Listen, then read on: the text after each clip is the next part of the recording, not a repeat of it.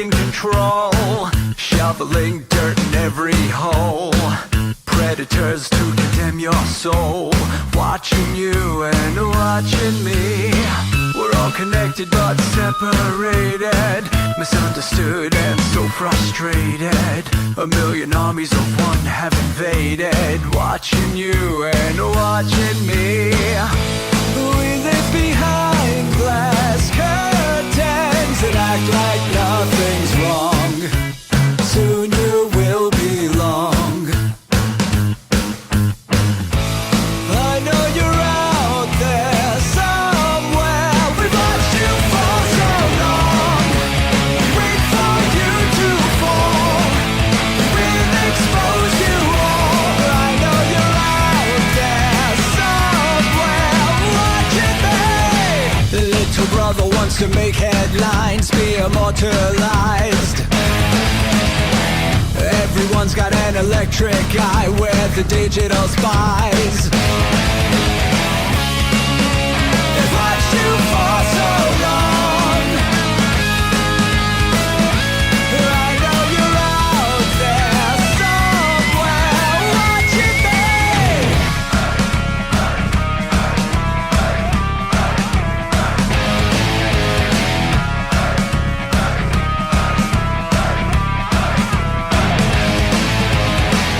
We the people have taken over. We the people are little brother, standing by to dethrone each other, watching you and watching me. Paranoid, the lens is our weapon, desensitized in our lust for attention, democratized by our voyeur obsessions, watching you and watching me. Slaves to perfection, don't let them project you as you are. Reveal your every flaw. I know you're out there somewhere. We've watched you for so long. Wait for you to fall. We'll expose you all. I know you're out there somewhere watching me. Little brother wants to make headlines, be immortalized. Everyone's got an electric eye, we're the digital spies. They've watched you for so long. I know you're out there somewhere watching me.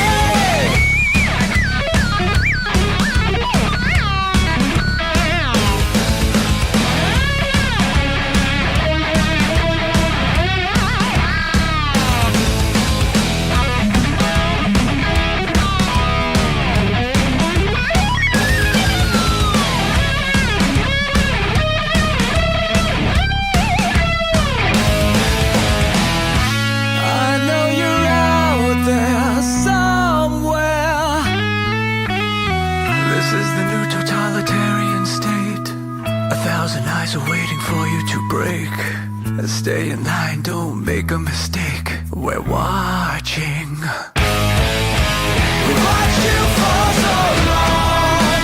We wait for you to fall. We will expose you all. I know you're out there somewhere watching me.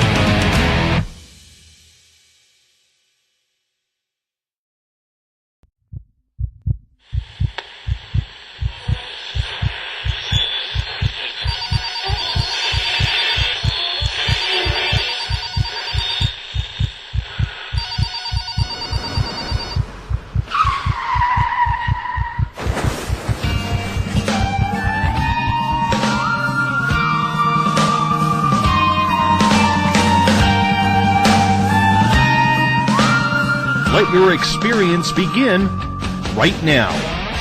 From high atop the mountains of British Columbia to you listening around the world, this is Spaced Out Radio.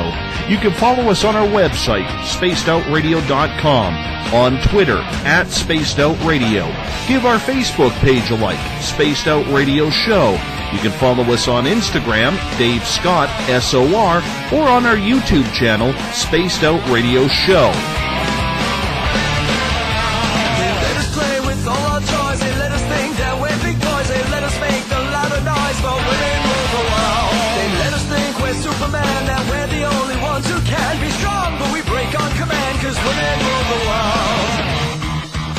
Buckle up, space travelers. It's time to go for a ride as we are live on Spaced Out Radio.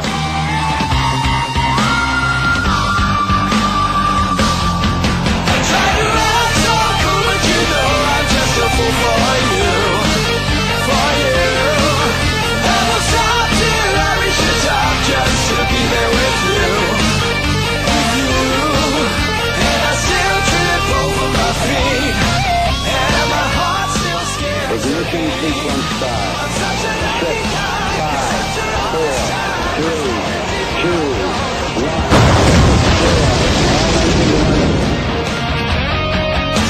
The deeper I go, the deeper I fall.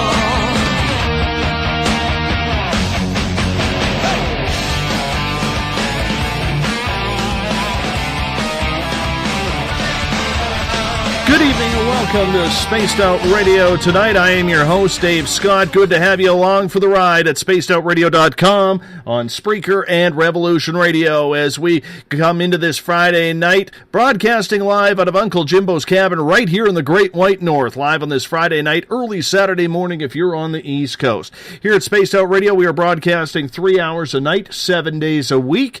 We do it because we want to be your official one-stop shop when it comes to the supernatural, paranormal, criminal, and so much more. If you like our music, you can go to our website where you can listen to the guitar god himself, Ron Bumblefoot THAL, formerly of Guns N' Roses, who takes care of all of Spaced Out Radio's music. Check it out by clicking on the Bumblefoot banner. You can follow us on Twitter at Spaced Out Radio.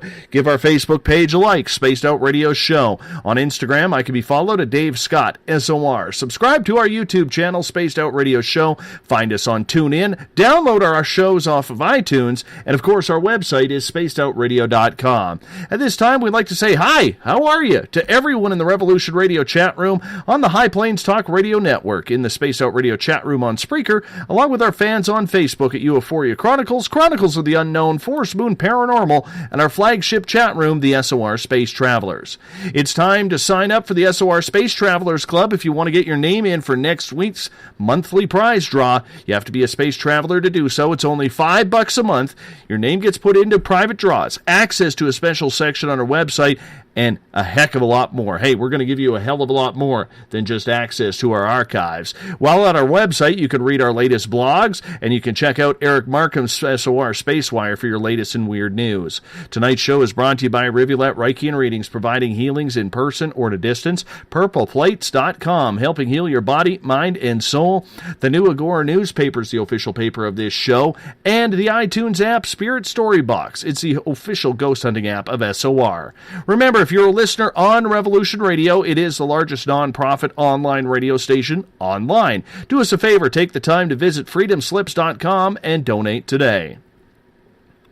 We wrap up another week here on Spaced Out Radio as we head east to the state of Massachusetts and get into the next 3 hours with author and journalist Sam Baltrusis. Sam has worked in both television and print media, but when he puts his nighttime scribe's hat on, that's, well, let's just say that's where the paranormal and crime author does some of his best work.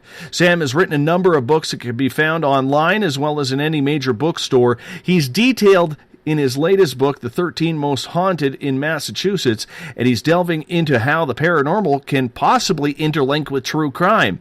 Are crime scenes truly haunted by the spirit of the victim or victims?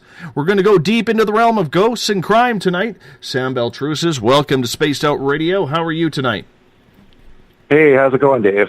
It's good to have you along for the ride. I know you found this show kind of by accident because you're a friend with Joni Mahan, and she was on this show last month, and you were like, hey, maybe I might be a good guest for you. And I looked it up, and I said, hey, yeah, you would. So it's good to have you here. Yeah, Joni, when I was on listening to Joni's show, I'm like, this is actually a really good radio show, and I like the community. I like the interaction in the chat room. So I'm really happy to be here. I'm glad you're here, too, because the one thing that I absolutely love is having another colleague journalist on the show with me, because it just seems to make that conversation just go so much smoother, because we all know, whether it's television or radio, dead air is one of those dead things. So I know we're going to have a lively chat tonight. Well, I'm definitely a talker, and I love radio, and I just love talking about what I write about. So we have I'm definitely going to have a lot to talk about tonight.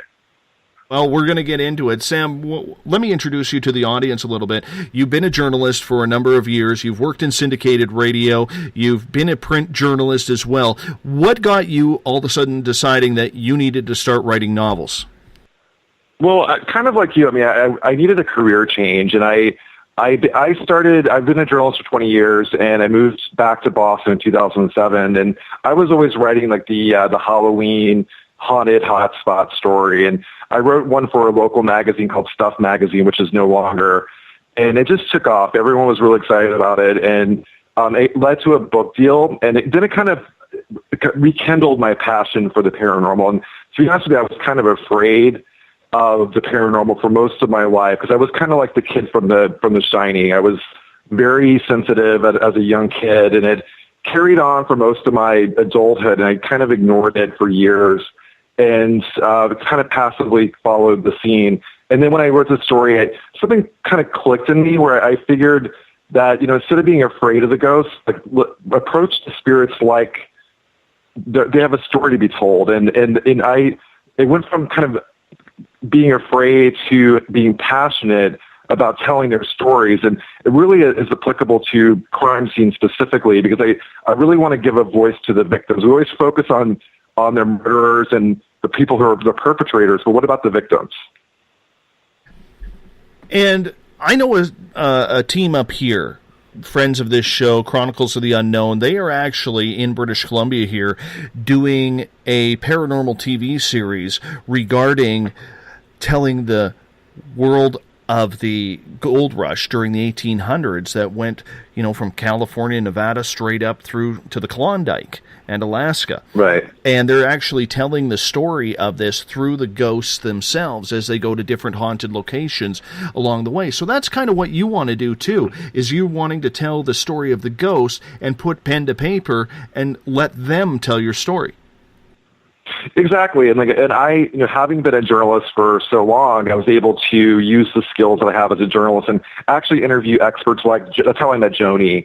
So I talked to experts in the field, and by talking to them, I have kind of become an expert myself. I mean, there's no experts in the paranormal field, but my approach is kind of novel in the sense that I'm actually approaching it like a journalist. So I'm interviewing experts, and if I don't know something, I find it out. I talk to someone who does know about it. So by using my journalism skills coupled with I have a really strong intuition. So I use my journalistic intuition for a lot of the things that I write about. And, I'm also sensitive to the paranormal. So I've had encounters myself along the way, and it's actually gotten stronger and stronger as the more and more I write about it and the more and more I approach these haunted locations.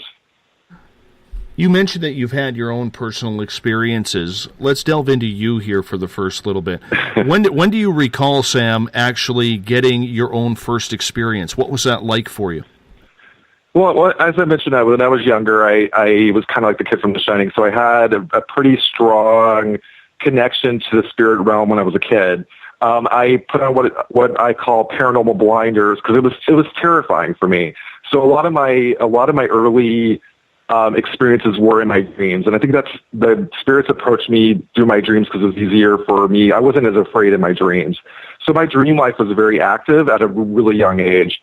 And then as I got older and older, the things kind of just happened, and I wanted to shrug it off. For example, I was working in New York City, and I was walking by the Washington Square Park, and I felt like a hand grabbed my leg, and I looked down and there was nobody there, and then it happened again, and it felt like someone like literally was grabbing onto me, and that, you know, when I kind of shrugged it off, and I'm like, that's, you know, there's got to be some explanation for it, but there really was no explanation for it, and it turns out it's, you know, it's a mass grave. So I had things like that most of my life that just really were inexplicable and kind of stayed with me, but then I ignored them because I was terrified.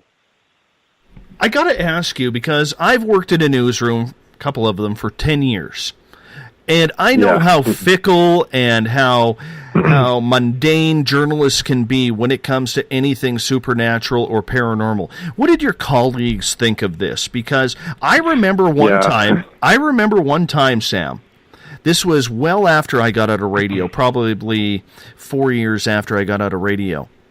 And I saw, with friends, a UFO fly over our house, and it was slow. We watched it for 2-3 minutes.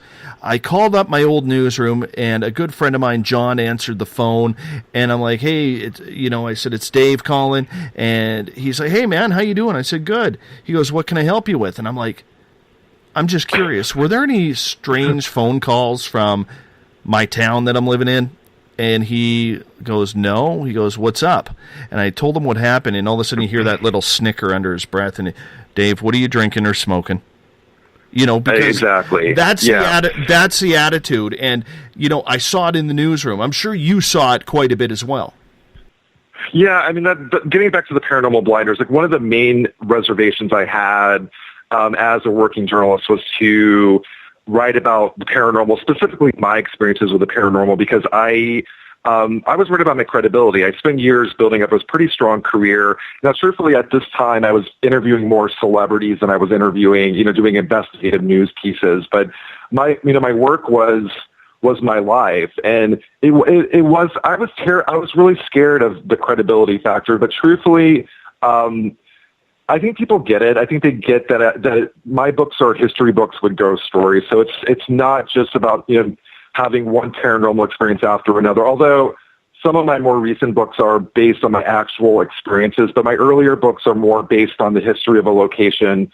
And then the ghost story is kind of secondary to what's going on in the book. So it's kind of a history book with ghost stories. And once they get that, they're a little less freaked out by the nature of my books. But yeah, I mean, credibility has definitely been an issue. I have fellow journalists, like when I've written stories, they're kind of like, do you actually believe what you're writing? And I'm like, I do. I really do believe what I'm writing, because I write as if I believe, and because I do believe. And I've had editors kind of question whether or not I was like for real, and I'm actually for real. I do believe in this stuff. And the eye rolls will continue in the newsroom. Let's just be honest with you. Yeah, exactly. They will until... Have you ever just wanted to take a bunch of these naysayers, these five senses journalists, and just say, come with me. We're going to go. I'm going to show you something here, and you know what? Whether you believe it or not, this stuff happens. Have you ever wanted to do that? Yeah, and to be honest with you, New England as a whole are really tight-lipped about the paranormal. So if you talk to people, it's kind of like porn. It's like they all believe in ghosts, but they don't want to talk about it. And I have done haunted places with fellow journalists, and a lot of, they off the record, they believe it whether they're on the radio or whether they're on television. They kind of switch into a persona that they're kind of skeptical, which is, I get it. As journalists, we're trained to be skeptical and to be kind of objective. But truthfully, these people that are personas, whether in radio or television, they actually do believe in the paranormal. They just don't want to be on the record, which is a typical New England thing. People strongly believe in spirits, but they do not want to be quoted in my books.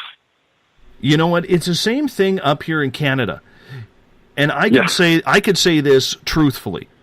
Up here in Canada, there's always this, and I've said this example on the air before, Sam, where I'm like, you know what? I believe in UFOs, and I believe in paranormal, and I've seen Bigfoot, and they're like, really? You've seen that stuff? Oh, I don't buy that kind of crap. That's just garbage. But, there was this one time when something happened at old Grandma Nellie's house, and and that's where the conversation starts. It always happens. Everybody has that one experience that they just shut up about. It's like you said, it's like ghost porn, where you just don't want to get. Nobody wants to say they like it, but when the conversation's there, it's there, isn't it? Well, it's funny, like my books sell very well in New England, and they also sell very well in Canada too. But when the people buy my books, when I noticed that I would actually watch them, like I would be at a book signing or something, and they wanted like a brown paper bag to hold my books, and it's starting to change. I feel like it's probably because of pop culture. I mean, there's a lot of ghost hunters and ghost adventures and all the pop culture representations of ghosts. It's a lot more common to talk about, to believe in the paranormal. But when I first started in the business, it was literally people wanting to hide the fact that they're reading my book. And that's when I kind of jokingly said, "Oh, is this ghost porn?" And then someone quoted me in the local paper that I said that. But that's how I initially was approached when I was writing about ghosts. My first book, Ghost of Boston, and 7 books later, I think people have finally. I mean, there was somebody that just wrote a book, and she was quoting me, and she kind of referred to me as a so-called journalist, paranormal journalist, Sam Baltrusis. And I'm not a so-called paranormal journalist. I've been a journalist for many, many years, and I went to school, and I've been pretty successful in my career. So that really hurt me that someone that supposedly is a colleague would say something like so-called journalists in her book and basically copy my book. It was like almost verbatim. Like I'm like, this is you're reiterating what I wrote in my first book, and you're putting your name on it, and you're calling me a so-called journalist. Like that's the state of journalism today.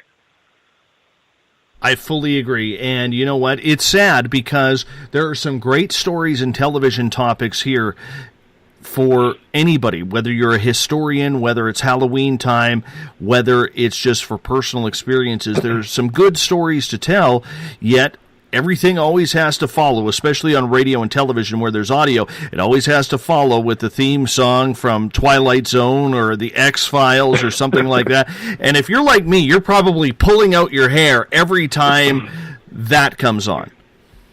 Yeah, I'm really big about breaking the mold. When I do a TV show, when I produce a TV show, or if I did a TV show last year about homelessness in Boston. I was the editor of a local homeless newspaper called Spare Change News, and the way I presented it was not gloom and doom. It was like, hey, these people are real human beings with stories, and that's what I do. I do that with ghosts too. It's like, hey, these are people with stories to be told.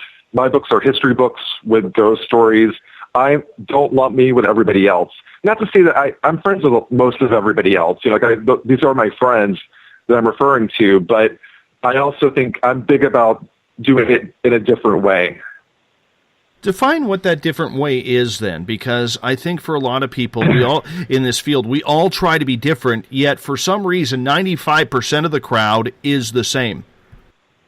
Well, I mean, having worked in television for years, and you see all the paranormal shows, they follow the same formula. It's just like, it's ghost hunters. So it's ghost hunters with an aggressive, male. Ghost Adventures is ghost hunters. Now, if I did a show, because I write about the history of a location, I would probably want to do more paranormal research and give a backstory to the location and not just focus on the investigation. That's what I would do. I don't know if that would sell. I don't know if that would do well performance-wise, but I would probably focus more. That's what interests me. I would want to do a show that really interests me, and that, like a history of a location, is the part of Ghost Adventures that I really like watching, which they do a really good job with their paranormal research. So I would just focus more about the story, the backstory, and less on the investigation part in the TV shows. As someone who is in the media, and I'd like to spend a couple of minutes on this, if you don't mind, before we start getting into the hauntings, because I'm always curious, as someone with a journalistic background, what people think in regards to whether or not paranormal talk radio, paranormal websites, paranormal teams, even ufology and cryptids. You can include those as well. Is there too much going on right now? Is it a fad that is just gotten out of hand? What is your opinion? Because literally there are thousands of podcasts, radio shows, YouTube, television channels that are dedicated solely to these topics. Well, I think that the good content will rise to the top. I think that there is we as people in the paranormal field, people that are in the journalism field, are bombarded by so much information. And it's also it's seeping into the publishing world as well.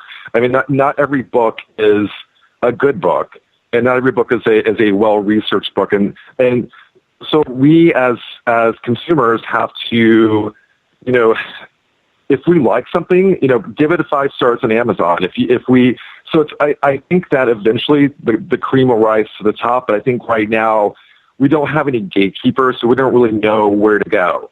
But I do think ultimately content will be king and ultimately win out.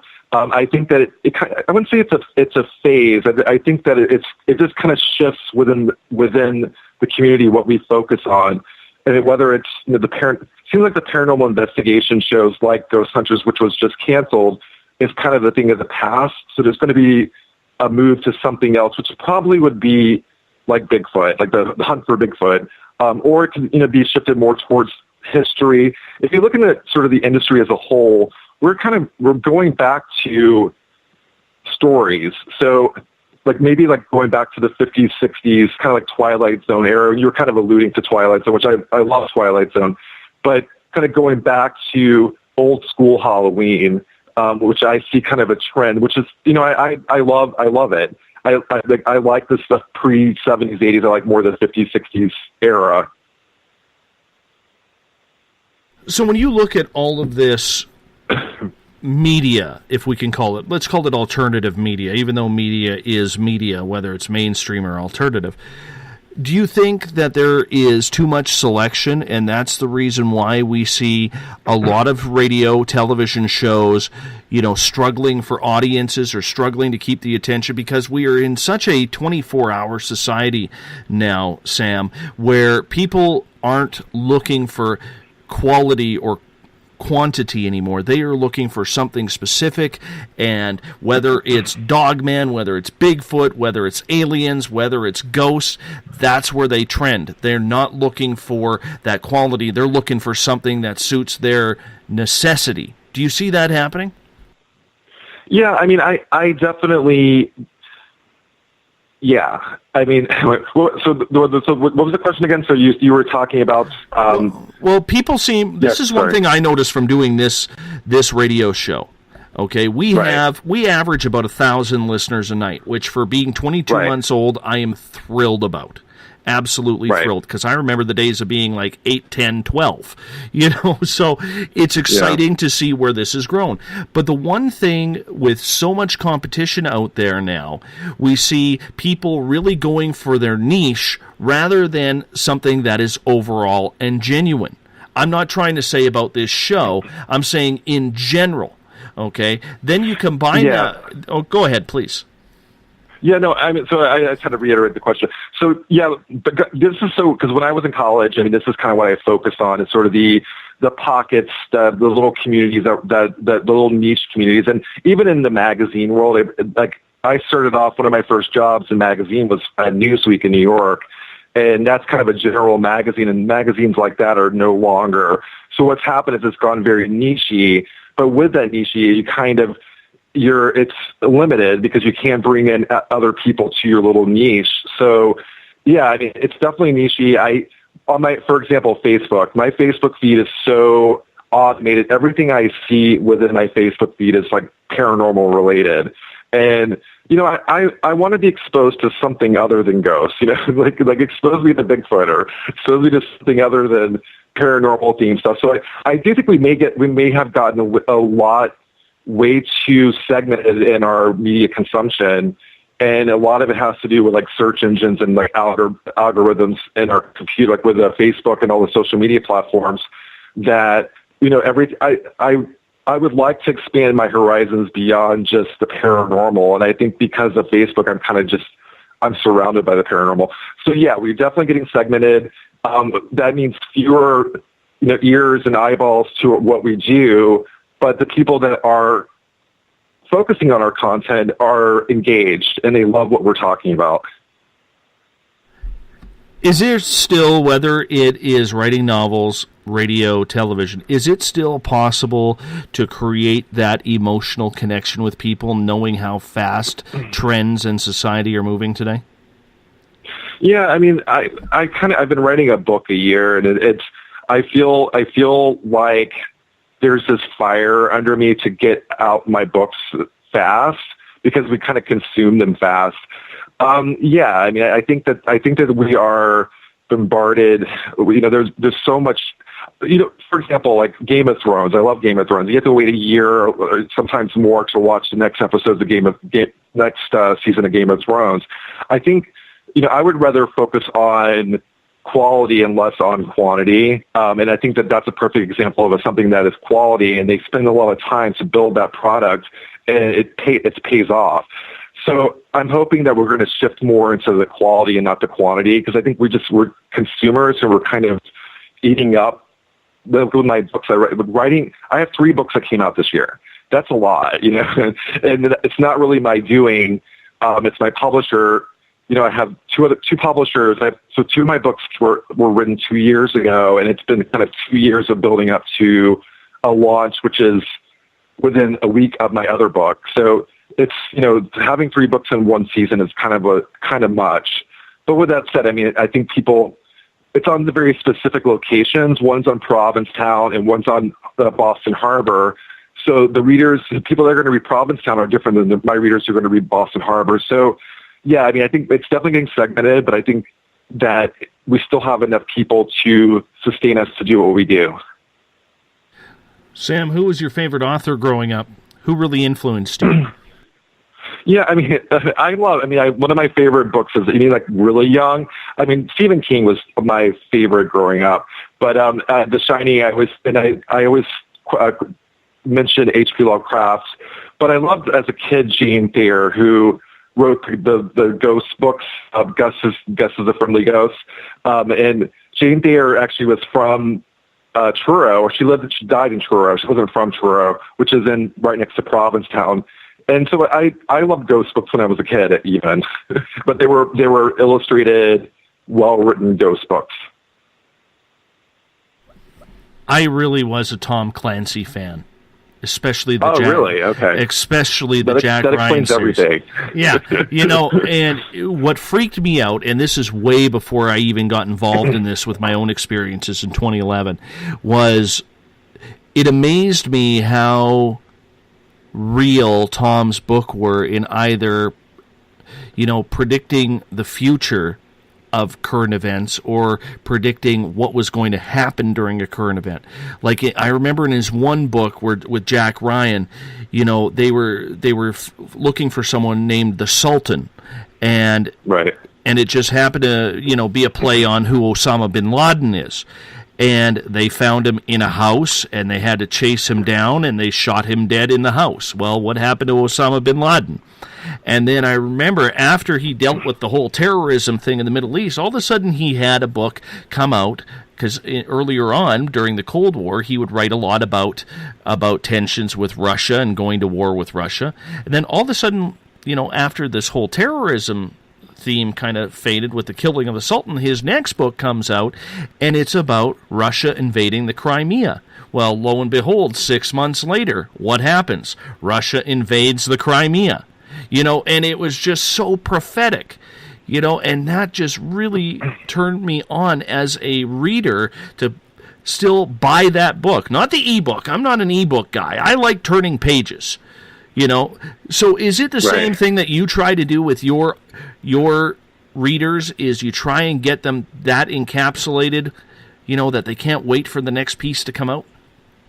Yeah, I mean, like my books are nonfiction, so they're written as a journalistically.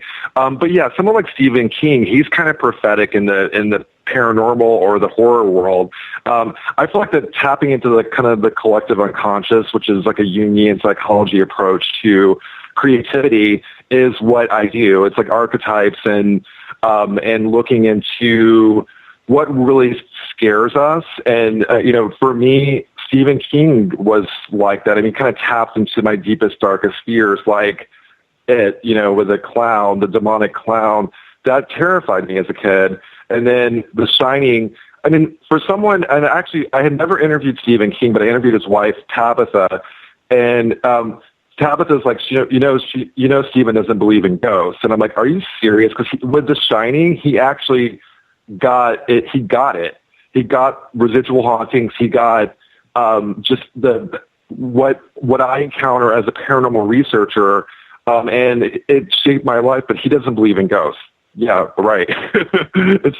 so I mean, yeah, I try to do that. I'm not saying I'm on the same level. I'm definitely not on the same level as Stephen King. I'm kind of like a combo historian coupled with hopefully compelling ghost stories that people enjoy reading. And it is based on actual firsthand accounts. So my genre would be more aligned with, say, like true crime, which I did. I also read a lot of true crime novels like Helter Skelter when I was younger, and other books that were based on actual facts, actual events. Sam, let's start to focus in on Massachusetts. There is a legendary history going back to, even before the Boston Tea Party. How historic, for people who don't know or have never been there, or maybe they're not from the U.S., much like most of us here in Canada who are listening in, how historically haunted is Massachusetts? Well, I mean, it goes back to the early 1600s. That there a lot of the early, basically Boston is the hub of the United States. So Boston was, before the Revolution, 1600s, the Puritans kind of ruled the area, and the Puritans were notoriously sadistic, and they would do sadistic things. And we know about. I'm kind of the local expert on the Salem witch trials. I do tours in Salem. And the witch trials are kind of indicative of what the Puritans were like in that era. And they were mortified. There was a lot of tension going on with the Native Americans, and there was potentially PTSD, post-traumatic stress disorder. So there was, and also old school ideas that were brought over from the UK. So this was kind of a tumultuous time. And the movie The Witch that came out last year was pretty close to what it was really like in that era. To be a colonist and to be a Puritan, and Boston was the hub of that, and the people in the era were notoriously sadistic. Going back to the Salem witch trials, it's amazing. If you wanted to get rid of your wife, you just played the witch role, and boom, she was gone, burned at the stake back then. Yeah, and that's one of the biggest misconceptions is you were not burned at the stake for being a witch. You were actually hanged for being a witch. But I mean, if you were a heretic, you would be burned at the stake, and that's one of the biggest misconceptions in Salem. And also, there was a lot of people think it just happened in Salem, and it actually happened throughout New England.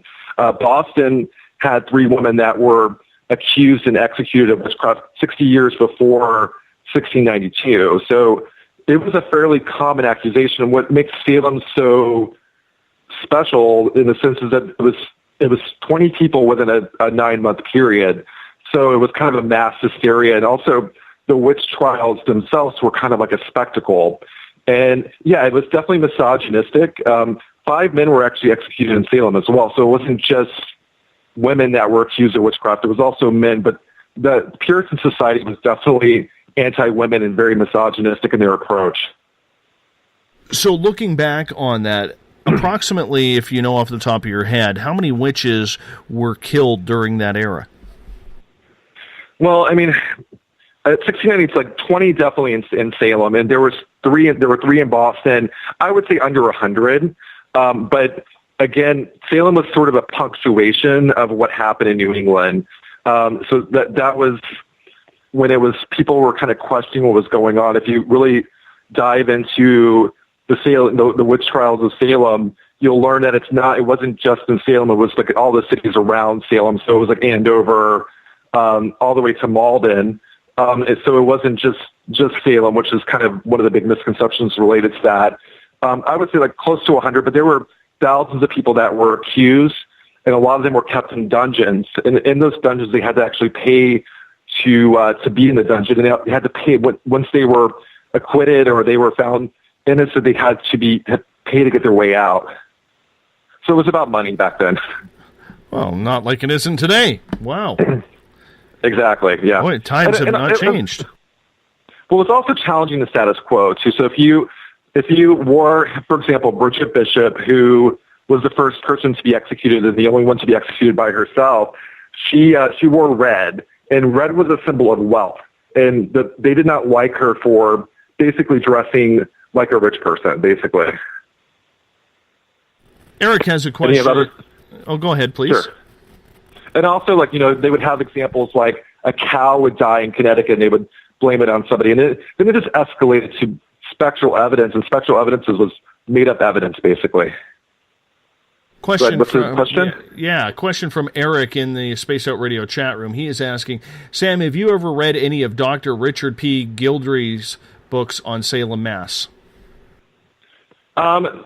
No, I have not. I kind of focus more on the is his book academic, or what kind of, can he say specifically what the books are on? We're on about a 30-second delay with them, so I'm going to have to wait for that answer, but that's okay. Oh, Dr. Gildry dissected it and showed the Puritans to be hypocritic arseholes. I'm not going to say the other word. They definitely were. I mean, a lot of our primary sources, like there have been hundreds of books written on the Salem witch trials. I mean, there was a book that just came out, Stacey Schiff's book, which was so difficult to read.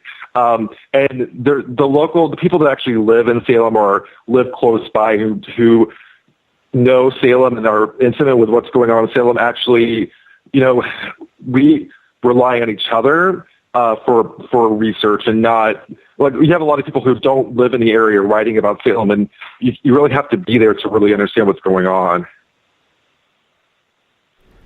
Is there a lot of paranormal activity left over from all of that? Absolutely. And that's what's really strange about Salem. There's hundreds of books written on the Salem witch trials, but really no accounts of the actual paranormal activity. And, giving tours in Salem, I have multiple accounts of people having paranormal experiences. And Salem is a very active, a lot of energy there. And, when I first came there, I was told that the ghosts play with you. When I say play with you, like kind of like poltergeist activity. And that has definitely been true with me.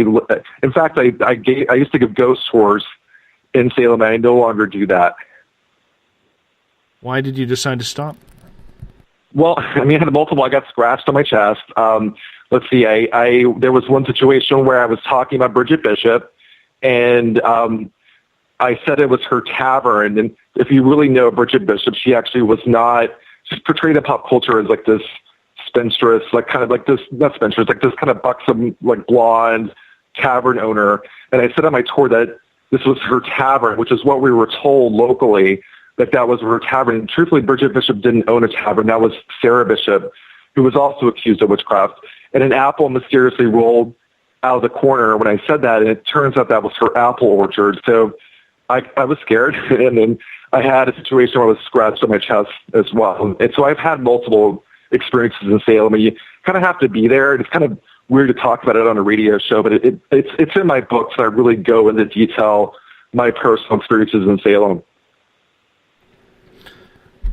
We have a lot of talk on this show about people having surgeries, anything done with extraterrestrials.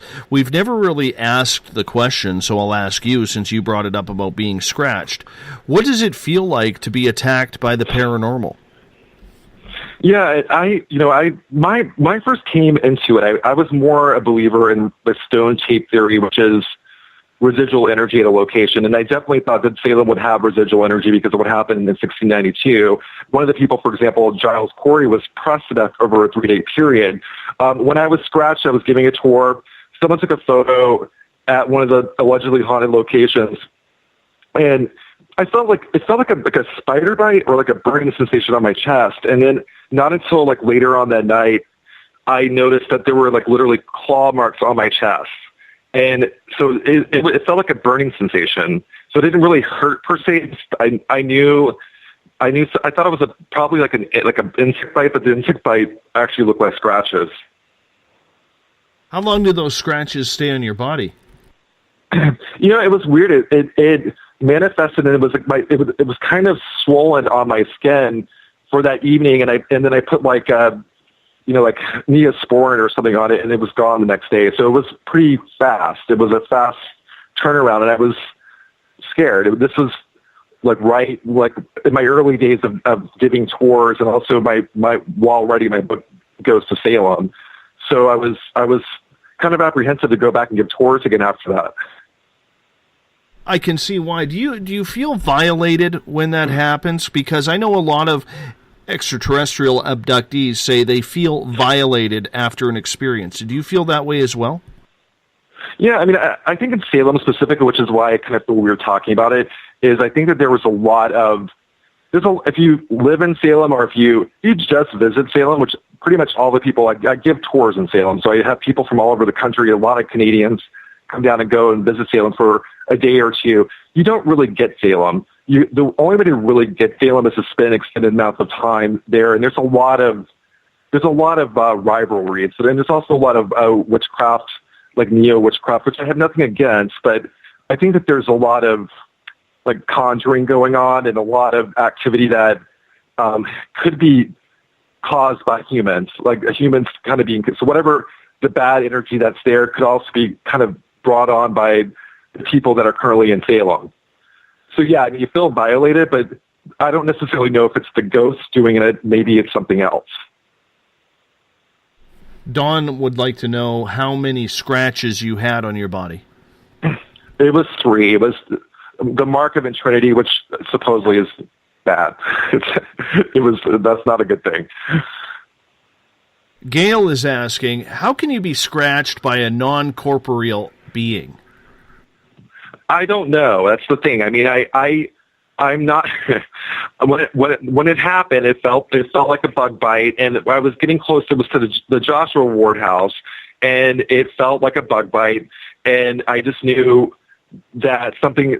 It was just you can feel like a burning sensation on your chest.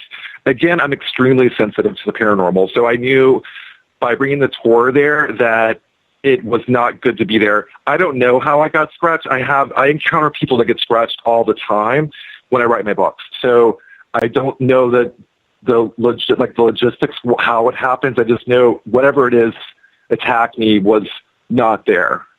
I don't know. That's eerie to me, man. That's eerie to me. I mean, I've literally woken up on the table while I was getting implanted. That doesn't scare me as much as being attacked by something paranormal that I cannot see. Yeah, I mean, it doesn't scare me because I believe in it. Like, I believe in the I believe that ghosts exist. Now, for example, I'm working on the USS Salem, which is not in Salem. It's in Quincy. It's a haunted boat or haunted battleship, and it's more of a cruiser. And, we've had situations where girls who were on the vessel were banging on a freezer, and I guess apparently ticked off the ghost, and they got scratched on their bodies. And the person in the room saw this happen, and it happened out of the blue. Like she was watching it go down, and the girls were screaming, like, they're scratching me, and there was nobody there. So yeah, I mean, I encounter this a lot. It's not something that's, for me, it was only one time, but for other people, it happens kind of frequently. Were other people having that type of experience as well, or was it just on you? What, in Salem specifically, or on the USS Salem? No, the girl, again, I'm a journalist, so I talk to people who have these experiences. I've only had it happen to me one time, but other people have had it happen to them. Multiple people. It's not just like usually, for example, the girls, they never came back to the vessel. So that was the only time that they've ever been scratched. So, there have been multiple reports at that location of scratches with different people. And usually it's regarding kind of disrespect toward the ghost or disrespect to the vessel. What makes you believe that there are so many spirits hanging around Massachusetts? Is it strictly because of the long heritage of everything that has gone on, because the history is rich, or was it quite a violent place back then, if you look back in history? Yeah, it was definitely quite a violent place. I mean, like getting back to the Puritans were notoriously sadistic. They would put people in bizarre contraptions like gibbet cages and, but not to say that other places in the United States were less sadistic. It was just that era was notoriously sadistic. This is where the Boston Tea Party, the Boston Massacre, there's a lot of energy here that goes back hundreds of years. Not to say that it's any different than the energy that happened like in Ireland or, the UK. There was stuff that goes back hundreds of years, but this is one of the oldest cities in our country. So a lot of our ghosts are historic ghosts. Do they like to communicate? Do they like to communicate?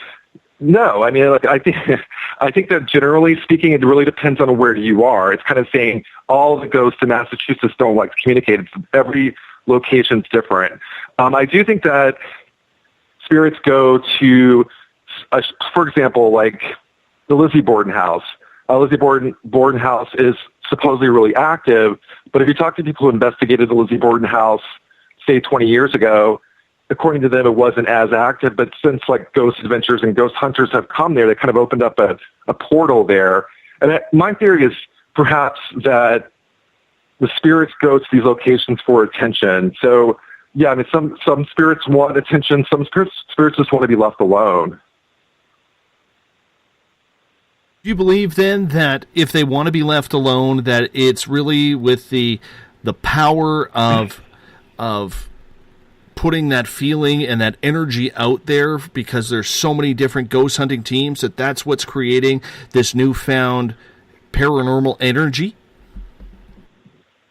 Yeah, I mean, I feel, this is what I feel like. I feel like every location that's featured in my 13 Most Haunted book was on a TV show at one point, and I don't watch those TV shows really. I mean, I've been on a couple of them, but I mean, I think what happens is like locations have sort of the beginnings of a paranormal encounter, and we bring in all these paranormal investigators, and they leave some kind of energy marking at that location, or it opens up a portal. I don't really know what's going on in the spirit realm. I just know that once these shows go there and they open up a portal, all hell breaks loose, and these places are extremely active. So it could be that they're bringing their stowaways, their own energy to the location, or they could be somehow tapping into something that already existed at the location. In your book, 13 Most Haunted in Mass, you kind of give a rundown of these haunted locations. Did you label them when you did the book? Did you label them the most haunted to the least, or the least to the most? Well, the 13 Most Haunted in Massachusetts, not to be confused with the book coming out, which is 13 Most Haunted Crime Scenes in beyond Boston. With 13 Most Haunted in Massachusetts, it does start with the most haunted and goes to the least haunted. So the most haunted in my 13 Most Haunted book is the S.K. Pierce Victorian Mansion in Gardner. Now, that was very controversial, mainly because, getting back to the story, that a lot of people investigated the S.K. Pierce Victorian Mansion before it was on Ghost Hunters and it was on all the TV shows, and they felt like it wasn't haunted. However, if you go there now, it's extremely active. So that's the S.K. Pierce Victorian Mansion is actually where Joni Mayhan, who we talked about earlier, she wrote Bones in the Basement. So yeah, I mean, do I think that the S.K. Pierce is the most haunted now, based on what I can gather from paranormal experts? Absolutely. But I got a lot of flack because people felt that the Lizzie Borden house was more haunted than the S.K. Pierce Victoria Mansion. So it's kind of, it was very subjective. But I kind of based it on accessibility and also kind of focusing on things that I felt based on my interviews and just sort of talking to people what they thought was the most haunted. I used them as a source. That had to be very interesting to write. When you start delving into all of these, and we're just talking about the 13 most haunted in Mass. We're not getting into the crime scenes yet. But right. That had to be so much fun because not only do you get to do intrepid reporting on the history and the knowledge you gain from that, but to be able to tell the ghost stories that go along with it, that had to be intriguing. You probably learned a lot from your own area that you probably didn't know. Yeah, I mean, the thing is for me, like as a journalist, you have to kind of go into something and you have to be an expert on that you report on. And that's given me the skill to be kind of focus on something that I knew about, but I really know about now. So for example, the U.S. of Salem was featured in my 13 Most Haunted book, but I didn't really spend a lot of time there. Now I'm there pretty much every day. So yeah, it's kind of opened doors for me. And then it also allows me, what's good about writing so many books so fast is that I'm able to update my experiences. And, to kind of give you an idea, we talked about structure before. My first few books, like my biggest hit was Ghost of Salem. And, because it's such a huge tourist place for people to visit on Halloween, it sells so many books. And it's a really well-written, well-researched book. But it's more written based on the history. So it really goes into history, but it doesn't just focus on the witch trials, which is, I know a lot about the witch trials. I give tours in the witch trials, but there's a lot of history that's kind of that people don't talk about that happened in Salem beyond the witch trials. But the 13 Most Haunted books are actual personal first-hand immersion journalism accounts. So they're like long format literary journalism stories based on my personal experiences. So kind of different writing, and I really like the first person kind of like intimate story approach as opposed to kind of like the more journalistic objective approach in my first three books. Got a few questions here for you, Sam, if you don't mind, from our audience. Sure. Eric is asking, Sam, do you think that we may be creating the activity by collectively believing that a given site is haunted? Absolutely. That's kind of what I was alluding to before. And that is either we are creating the ghost or we're bringing our junk with us and dropping it off. So it could be either or. And if you look at these locations, like why is a location not active, like the Houghton Mansion in Massachusetts? People that investigated it 10 years ago are like saying that nothing was happening there. Now it is, because it's been on all the paranormal shows and has been visited by hundreds of paranormal experts and investigators. It is now one of the most haunted locations in Massachusetts. So, yeah, that would explain it. Like, if you really want to go to a paranormally active location, follow ghost hunters, follow ghost adventures, because they don't close. They open up a portal, whatever they do, and then they don't close the place, and it becomes active. So, yeah, maybe we are kind of going in, hey, this is haunted. But for the most part, I've had multiple situations that people say that it was not active and all of a sudden it is active. So yeah, maybe we're bringing our stuff with us. I got to get the names right because I always screw this up. Gail is asking, Rebecca Nurse is my ancestor. Have you ever sensed her presence? Yeah, that's because Rebecca Nurse, I'm connected to Bridget Bishop, and I'm also connected to, when I say connected, I feel like a strong, I'm just really interested in Bridget Bishop, and I'm also interested in Giles Corey, who was the guy that was pressed to death. Rebecca Nurse is growing on me. She was one of the sisters, so Mary Eastie, Rebecca Nurse, and then there was also Sarah Cloyce, who were all accused of witchcraft. Mary Eastie and Rebecca Nurse were both executed. Rebecca Nurse, on all accounts, was a very wonderful woman. She had everything that her accusers wanted, and she was a very religious, spiritual person. What people don't know is that her mother was also accused of witchcraft in the UK.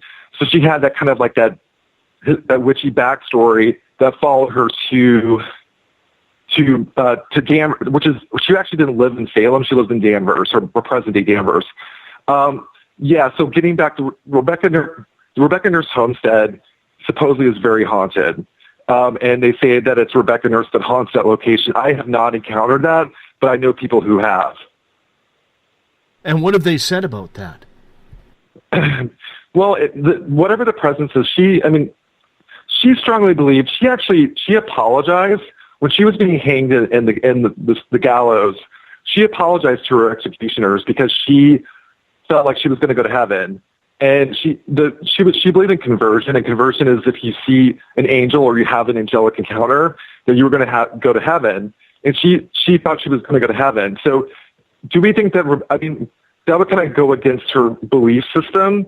So I don't necessarily know if it's Rebecca Nurse. It was just at her homestead where the encounter took place. Are there a lot of... I want to think that... Yeah, go ahead, please. So I want to think that Rebecca Nurse is in heaven. She deserves it. She apologized at the gallows to the executioner, and on all accounts was a wonderful person. Are there a lot of famous spirits still walking around in Mass? Yeah, my encounters for the most part with the spirits are, looks like they're, when they say famous, they mean like famous historical figures like Paul Revere, exactly, that kind of stuff. Yeah, I had, this is kind of hilarious, but I believe in residual energy. But there is a report of a Benjamin Franklin haunting in the Boston Common. I'm gonna get you to hold on to that thought. We're at our first break. You're listening to Spaced Out Radio. We'll be right back right after this. Looking for news beyond the mainstream news? Head to spacedoutradio.com and check out the SOR Spacewire. This is Spaced Out Radio's Eric Markham, news director for the SOR Spacewire. Daily, I will bring you intriguing stories and outlandish reports from what's going on around the world. UFO sightings, paranormal activity, conspiracies, alternative health, and so much more. And if you have news, email me at news@spacedoutradio.com. Hi there, I'm Butch Witkowski, lead investigator with U4COP. On the final Monday of every month, you can listen to me and host Dave Scott on Spaced Out Radio's Strange Days. We're going to get to the heart of the matter when it comes to what's happening out there. People are seeing and experiencing things from ET contact to Bigfoot, and I want to hear about it. Your experiences are what we investigators need to help solve these unknown mysteries. So tune in at spacedoutradio.com.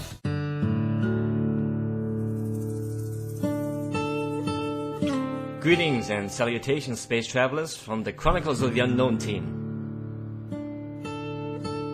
What is Chronicles of the Unknown? I keep hearing about this thing. It's a new paranormal reality TV show based right here in beautiful British Columbia, Canada. Follow our team as we uncover claims of activity on the Caribou Gold Rush Trail.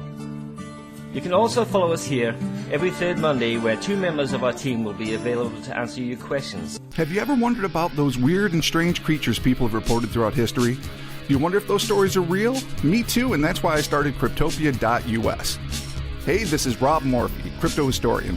Join me once a month on Spaced Out Radio with Dave Scott, where we will get into the odd and bizarre reports, from the Dover Demon to hairy hominids and everything in between. I will break down what people like you and me are seeing at spacedoutradio.com. Visit purpleplates.com today. For over 40 years, the Purple Energy Plates have been delivering amazing results for their many customers.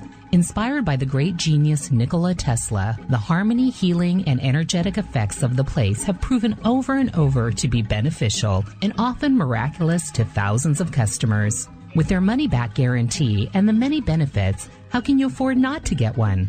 Check their site for daily specials and choose from their many energy products. You won't be sorry.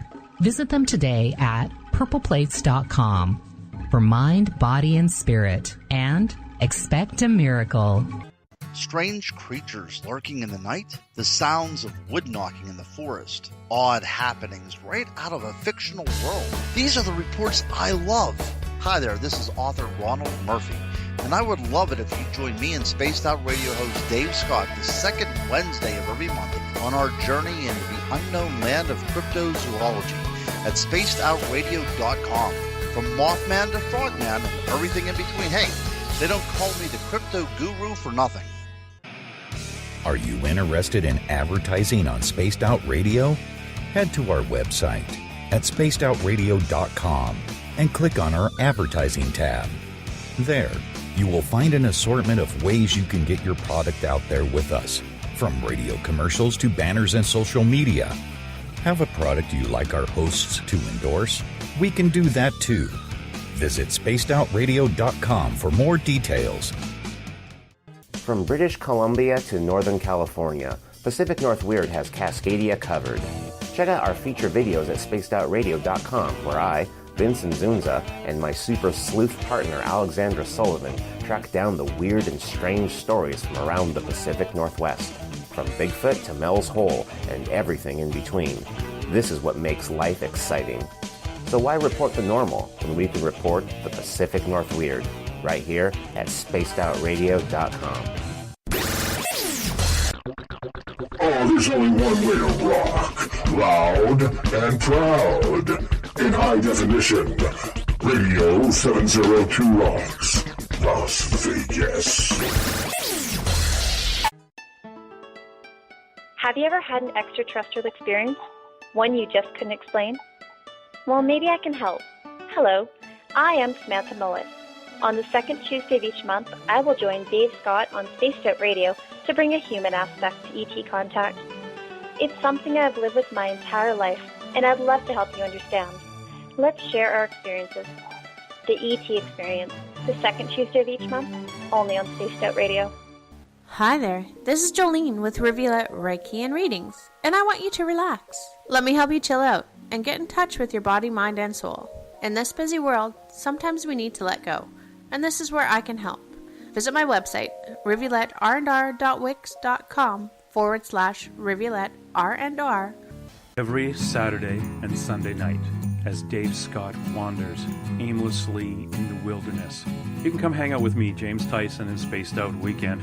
Starting at 9 p.m. Pacific, midnight Eastern, I'll take you along as we talk with some of the best experts in their fields. SpacedOutRadio.com is the place to find us. So sit down, relax, put your feet up. Enjoy the topics like the paranormal, supernatural, intuitiveness, and so much more. Hope to see you there. Hi there, this is your psychic medium, Joanna, and I would love it if you would join us every other Sunday on Spaced Out Weekend. With host James Tyson, we'll bring you personal psychic messages on two mediums and a large. Questions about love, life, career changes. We would love it if you would come and join us live. Call in and listen in for the experience. Allow us to open the doors to your other side. Two mediums and a large, heard only on Spaced Out Weekend at spacedoutradio.com. Would you like to become one of our space travelers? All you have to do is click on the Space Travelers icon at spacedoutradio.com. For only $5 a month, you can get access to some great prizes, as well as private monthly shows, newsletters, and a members-only section on our website. Become a space traveler today.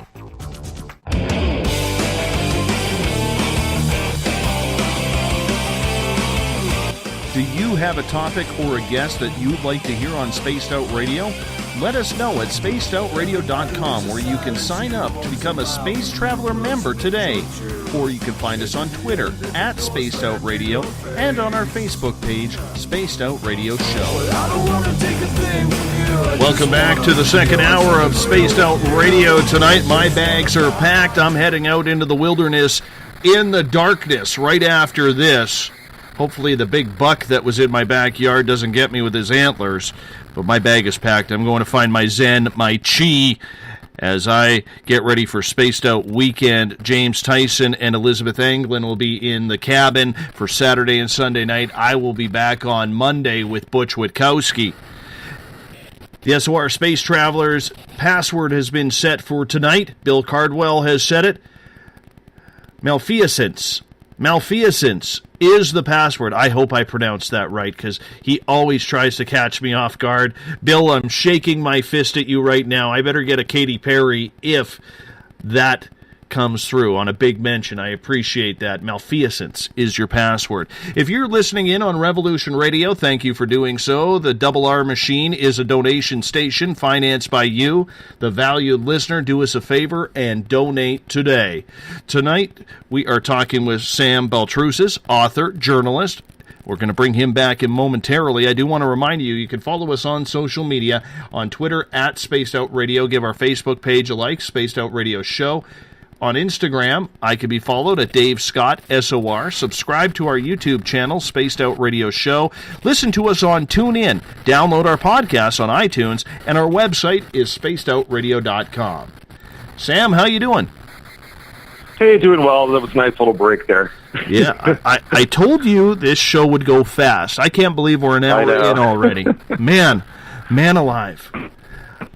Next hour, I want to get into crime scenes that are haunted that you are just writing about right now. But first, I want to continue talking about the 13 most haunted in Massachusetts, because I was actually doing a little bit of research on this. And some of these are pretty darn interesting. I would love it if we could break down the 13, if you don't mind. Sure, if I could remember, because I wrote that a couple years ago. So the most haunted was the S.K. Pierce Victorian Mansion, which is that is the location that Joni Mahan, that's where she's the expert of, and she wrote Bones in the Basement. So that was number one, and that was based on multiple reports, people that were paranormal investigators, all the way to just firsthand accounts of people who did not have any paranormal experience, who were pushed. All sorts of things happened at the S.K. Pierce Victorian Mansion. And then Joni actually chronicled that in her great book, which is Bones in the Basement. So that was number one. Number two was Freetown, the state forest, and the Bridgewater Triangle. And I'm not an expert on the Bridgewater Triangle. There are people out there that are. That was more based on, it was a crime scene. There was a lot of satanic stuff that went on that actually was true. And there was one murder of this young girl, teenage girl, who was a cheerleader. Aruda was her last name. And, I feel like that left like a psychic fingerprint on the location. And there's just crazy stuff happened in Freetown. And number three was the Lizzie Borden bed and breakfast in Fall River. Let's get into Lizzie Borden, because you were actually trying to be there for tonight's show. Unfortunately, it didn't work out. Yeah, it was booked, and I was in the U.S. of Salem because I'm doing a haunted VIP tour on the U.S. of Salem, so I really couldn't make it out to Fall River. But yeah, that is. I'll tell you, when I made the Lizzie Borden bed and breakfast number 3, all hell broke loose, because people love that location, and they're really interested in the story, and they're just interested in what happened and trying to solve the murder of the parents. And, whether or not Lizzie Borden actually did kill her family, and, were there other accomplices. And this is a perfect situation where, example of a location that was not very active. And then when you bring in all these paranormal investigators, specifically ghost adventurers, it just went from not very active to very active in a very short window. Do you believe that it is, as you said, it was a very active years gone by, it was more a historic home than anything. Do you believe then that this is one of those classic situations where you're talking about, like you just said, that the energy put into that house has brought the spirits forward? Absolutely. Either they brought them forward, or they somehow brought stowaways with them and left them there. I think in this case of Lizzie Borden specifically, they kind of they opened up a portal, and whatever was open, and people tell me time and time again that they'll go in and do an EVP session, or they'll do a spirit box section, and they'll actually do investigations and get really distinct responses. I was just on a radio show a couple of weeks ago with a gentleman who did an investigation at the Lizzie Borden house, and he was asking, who's here, and the spirit box responded, Abigail Borden. And so they're giving the spirits in that house, either they're really intelligent, or it's actually Abigail responding to what was going on. So that situation, I think the spirits were kind of awoken, or they were somehow conjured in the house. What makes the Lizzie Borden house so special? Is it just the storyline, or is it everything that kind of gets in between?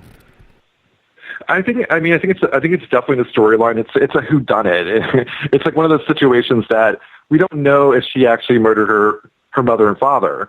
And then there's all these other theories that go along with it. So I think it's that people want to actually solve the murder, which is kind of my interest in that location specifically. And then there's everything else. Like there's the potential female killer. Did she really do it? There's a lot of, it was the crime of the century, and it was also, one of the few situations where we don't really know if she did it or didn't do it. But, based on what, on the evidence, she was acquitted, obviously, but based on the evidence, there's a lot of potential factors that are damning to her, but then you will talk to other people, and there's evidence that really clearly shows that she did not do it. So I think it's because people don't know, and they want to figure out the murder.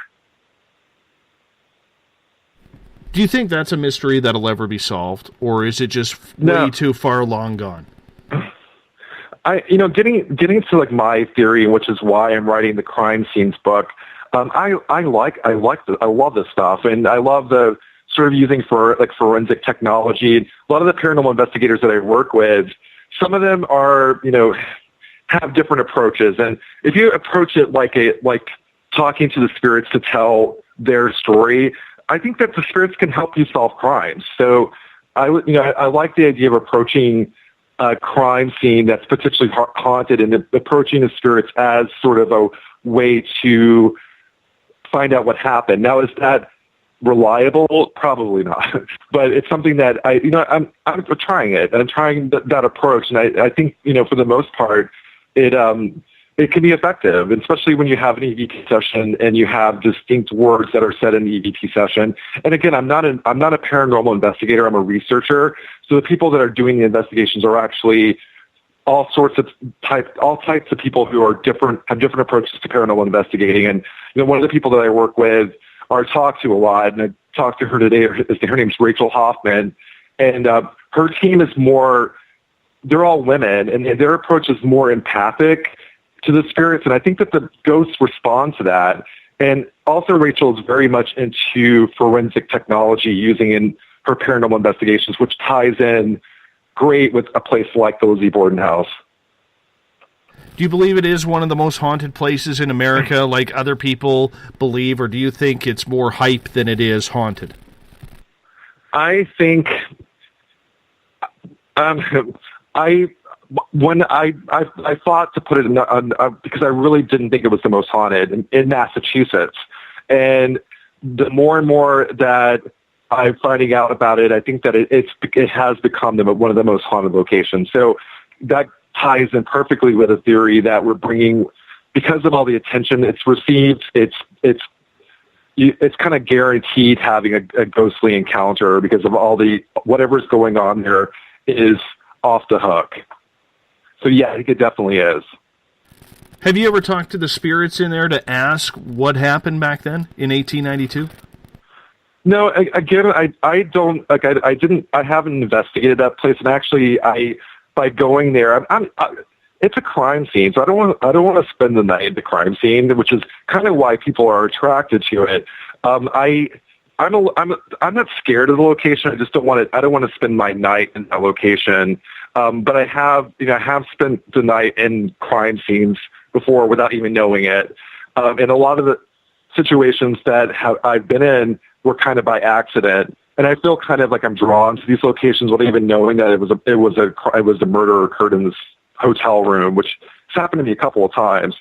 So I have not personally, but I based on the hundreds of people that have, it's evidence after evidence after evidence of people having encounters there. I would like to go there. I can honestly say I'd like to check it out for myself. I know one of our listeners, she's usually tuned in anytime something Lizzie Borden comes up, Corinne DeWinter, who is a resident of Massachusetts as well, and she's a very talented, Massachusetts. Yeah, she's a very talented poet too. And oh, good. Yeah, award-winning. She's very good. Anyway, she actually spends a weekend there a year just using the bed and breakfast just so she can get a feel for the place. And I don't know if I would want to stay the night in a place like that, but I could definitely say that it would be on my list to actually visit. Yeah, because I'm sensitive, I don't get inspired at places like that. I mean, waking up with a crime scene photo next to you in the bed may be enticing to some people. For me, it's kind of creepy. Well, especially if all of a sudden you wake up in the morning and there's an axe on the floor or something like that. Yeah. I mean, I'll tell you though, Dave, I have had experiences like I have stumbled on crime scenes without even knowing that it was a crime scene. So to give you an example, one of my books that came out was Paranormal Provincetown, and one of the places that I was staying at was kind of a dump hotel in Provincetown. It was called the Victoria House, and I was put in room 4, and I was by myself. I was on assignment as a reporter, and this is before I started writing about ghosts, and I heard what sounded like a female screaming from the closet, and I thought that maybe it was someone from the street. It was like a party reveler. I opened the closet. There was nobody there. And it turns out after years and years of research that location, the hotel I was staying at, and the exact room I was staying at, was where a serial killer, Tony Chop Chop Costa, that's where he was staying in the late 1960s, and that's where he possibly kept his victims before luring them out to Truro, dismembering them and cutting out their hearts. So he was a sadistic serial killer, and he may have perpetrated the crime in my room. And so I felt like in that situation, you couldn't do a Google search to find this stuff. You know, it was like something that you had to kind of dig for. And the truth is, the people that own that hotel did not want to be associated with Tony Chop Chop Costa. So in that situation, the actual ghost led me to find out like I thought it was something else. I thought it was maybe like a baby farm or something, you know, could have happened there, but it was a horrific serial killer that stayed in that room. Let's move on the list. Is it the Houghton Mansion or the Houghton Mansion? Yeah, the Houghton Mansion. That's in North Adams, and that's one of the locations that, you know, again, I thought that based on what people that I talked to, their experiences at the Houghton Mansion, it wasn't active like 7-8 years ago, and now it's kind of a surefire place for having a paranormal encounter. So Houghton Mansion, a lot of tragedy there. It's cursed land. What's interesting about that location specifically is that the boulders around the house were pulled from the Bloody Pit, which is a Hoosick tunnel. And the Bloody Pit has a lot of history related to it. It's supposedly like a cursed tunnel, and a lot of people died in that tunnel near in North Adams in the Berkshires, and a lot of the boulders around the house were from that tunnel. So, you know, maybe it's in the rocks, and maybe the curse on the house is related to the Bloody Pit, which is one of, you know, not my theory personally, but it's been brought up. But yeah, Joni Meehan was actually, I interviewed Joni at that location for the book, and she has some amazing stuff, especially in that book specifically, in 13 Most Haunted, there's a lot of cellar dwellers or spirits that hide in the basement. In the Houghton Mansion, the basement's very active. What is the Blood Pit? The Bloody Pit. It's the Hoosick Tunnel. It's basically it was a train tunnel in North Adams, Massachusetts, and there's a lot of legend associated with it. One of the legends is that 2 men were killed in there, and there was also a lot of deaths related to actually breaking ground for the tunnel for the train. People just died because it would collapse and the people would die. So the Bloody Pit was from the multiple deaths that occurred while creating that train tunnel. My goodness, that doesn't sound pleasant at all. No, it's kind of barbaric, but I just found like a lot of these locations, like the rocks from that tunnel were all over Massachusetts, And if you look at like, where did those, I kind of started questioning, where do these rocks come from? And they're like, oh, they came from, the Hoosick Tunnel. And I'm like, the bloody pit, So I was kind of finding a recurring theme that the rocks at a lot of the most haunted locations, specifically in central Massachusetts, and then also, not as much in the eastern Massachusetts, but western Massachusetts, had ties to the Hoosick Tunnel and the rocks from those tunnels. So it could be in the rocks. Let's move on to the Joshua Ward House in Salem. That's where I had my mark of Trinity. It's now a boutique hotel, which is like a high-end hotel, and that's where I had the encounter with the scratch marks on my chest. If you talk to the people who run the hotel now, supposedly it's not very haunted, but at the time it was a vacant building, and people would move in. Like there would be multiple accounts of people having a real estate firm or a publishing house in that location and move out within a year because of paranormal encounters, like getting scratched. So I'm kind of waiting to see what happens with this hotel because it just opened up. From what I can gather, so far so good. Nothing's happened there, but I'm kind of assuming based on its history that something bad will happen there eventually. The whole marks, that still scares me. I'm sorry. I know we already talked about it last hour, but gee whiz, why does it freak you out so much? I don't know. Like that stuff's not supposed to happen, my friend. It's not supposed to happen. It's a little bit out of reality. It's like, especially with me, and the thing is, the theory could be, and getting to the gentleman asked, like, are we kind of bringing our own stuff? For me, I came in believing that all ghosts were residual and not actually intelligent entities. So when I had that encounter, I wasn't expecting to have, I was told that ghosts don't attack you. And that they're like pictures, like The Shining. They're pictures. They don't hurt you.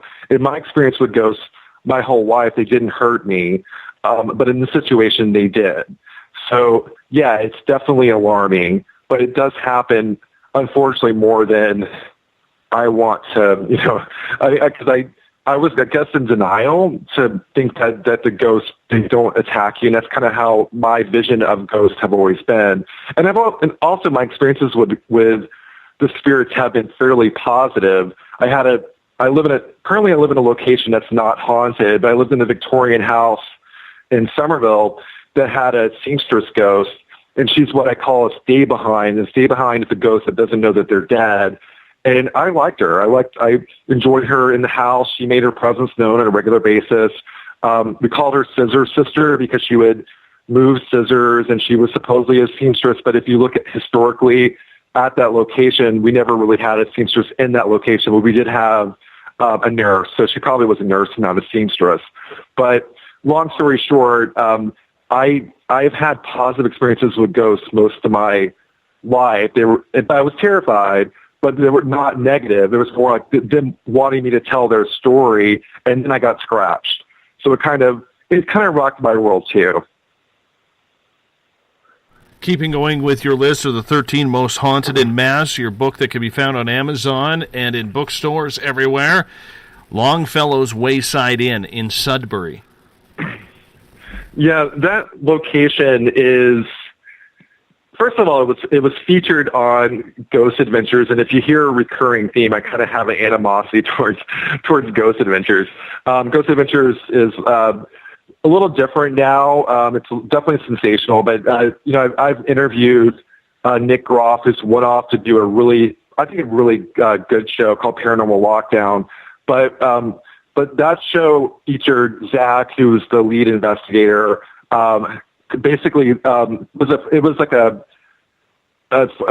Valentine's Day special, and the ghost that haunts the Wayside Inn supposedly is a woman named Jerusha Howe, and Jerusha Howe was one of the descendants of the former owners, and she was kind of like a lovelorn, kind of like a lovesick spirit that haunts the location. And people that I'm friends with who are investigators and who are very science driven in their investigative reports came to me and said, Sam, and this is Mike Baker, who is extremely scientific in his approach and total skeptic when it comes to paranormal investigating, said that he picked up sobbing of a woman. And they also picked up what seemed to be like a half-body, full-body apparition. So it wasn't a full body, it was a half-body apparition of a woman, of an outline of a woman. And this is coming from a man who is, in my opinion, the most skeptical man I've ever met in the paranormal world. And he was convinced that this location was indeed haunted.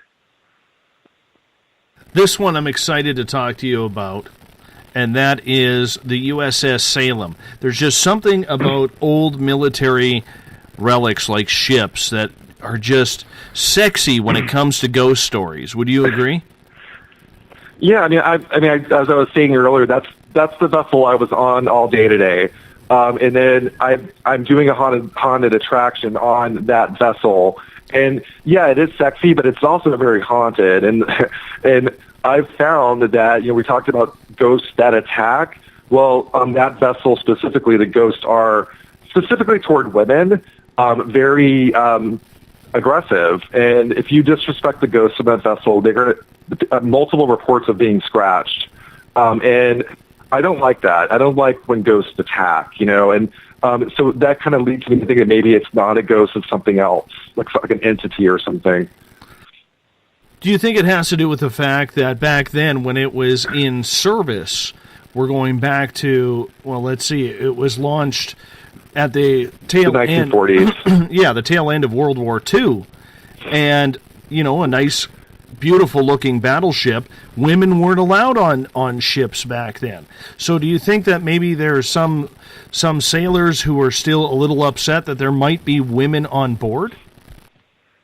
Well, this is what I think. I think that the paranormal activity on the vessel is related to the Greece earthquake of 1953. So that vessel never saw combat, but it saw more death than any naval vessel that I know of. The reason why is because it was the first responder to this massive earthquake that happened in Greece in 1953. So the spirits on board a lot of them are Greek.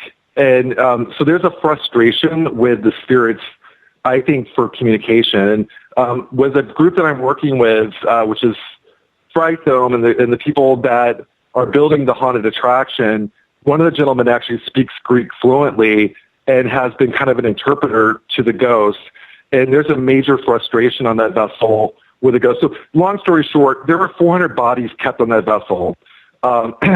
During the Ionian earthquake of 1953, there were 23 babies that were born in the vessel. So this was like a major triage vessel in the 50s. And so it saw so much death. And also those people that died in Greece, some of them died on board. Some of them were burned so severely that they were mistaken for being dead. And they were put into what was called the butter room. And the butter room was a meat locker with 400 dead bodies, and some of them were actually not dead. So some of the people actually died with bodies covered around them from suffocation. So that's going to leave a mark on a vessel. The history of it, is it, for people who've never seen it, such as myself, is it just sitting in the harbor that you take a boat to get a tour, or is it right on shore? Yeah, I mean, it's based in Quincy, which is where it was originally built. It's called the USS Salem, and its nickname is called the Sea Witch because it actually spent 3 months in Salem and kind of got its name from its stint in Salem.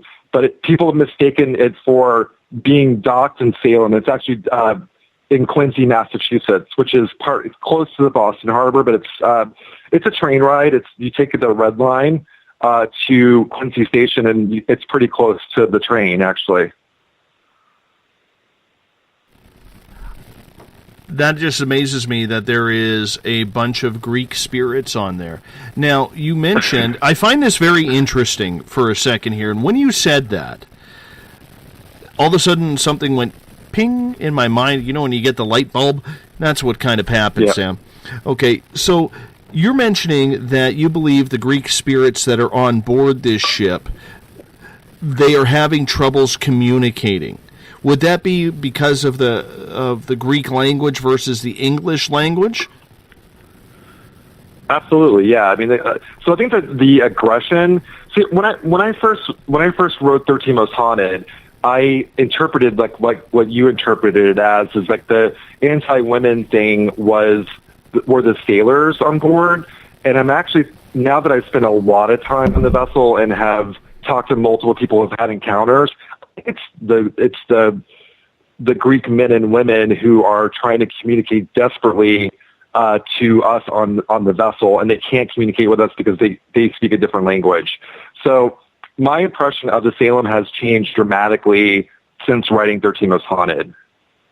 See, I find that ironic because here you have personal proof that the spirits there are talking Greek, they're not understanding the English, they're a little bit restless, they're attacking people, trying to get their message across, and yet we see the television shows go over to Europe, and they're saying, well, all spirits can talk in English. Well, they're getting EVPs in English in the middle of the Czech Republic or something like that. I find that very ironic. Well, it's funny that you say it because I'm also friends. I'm friends with female investigators. I'm friends with people who are people of color. And why are all the ghosts like supposedly rich white guys? Like, why aren't there like African American ghosts or Greek ghosts?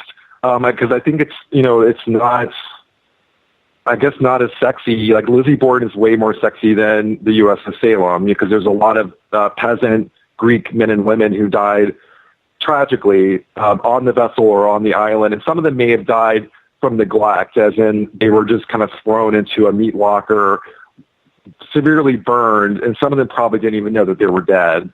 So, that's going to leave a mark on a location.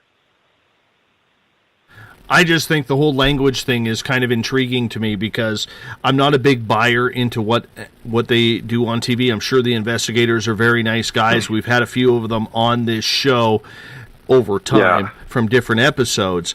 But I just find it funny that here they're saying when they're investigating in Mexico or they're investigating in Europe, saying, well, all the spirits can translate to English. It doesn't matter whether or not they died and they speak Hindi or they speak, French or whatever. They're all coming in English. And here you're kind of saying, well, that really isn't the case.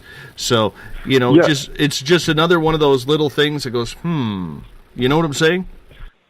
Well, I've been on some of those shows myself, and some of it, having worked in television, I'm not saying that everyone asked me is it fake. I do, for example, like Ghost Adventures. I think that their research is some of the best paranormal research that I've seen. That's when Jeff B., who does research, he did the research for that show. It was fantastic. I've met Nick Groff. I've never met Zach. Nick Groff is truly a sensitive person. You can just feel it off of him. So I think he's legit. I think that there's some drama that's unfolded. Do I think that the people are faking the EVPs? I don't know. I do know when I was on a show called Haunted Encounters as an expert, and I was taping the show and recording the show, and behind me was a woman wearing period garb, supposedly like blocking a scene for the show. While I was talking in front of a cemetery, and this woman wearing like 18th century garb was walking behind me, and that made me kind of question the validity of the show because I thought that they were staging a ghost, basically. And but luckily they did not do that. But I've been a TV producer and I know what we do, and I hope that the people that are working in the industry, and most people that I know are legit people, but I definitely think there's some things that are kind of thrown into the mix to make it more dramatic.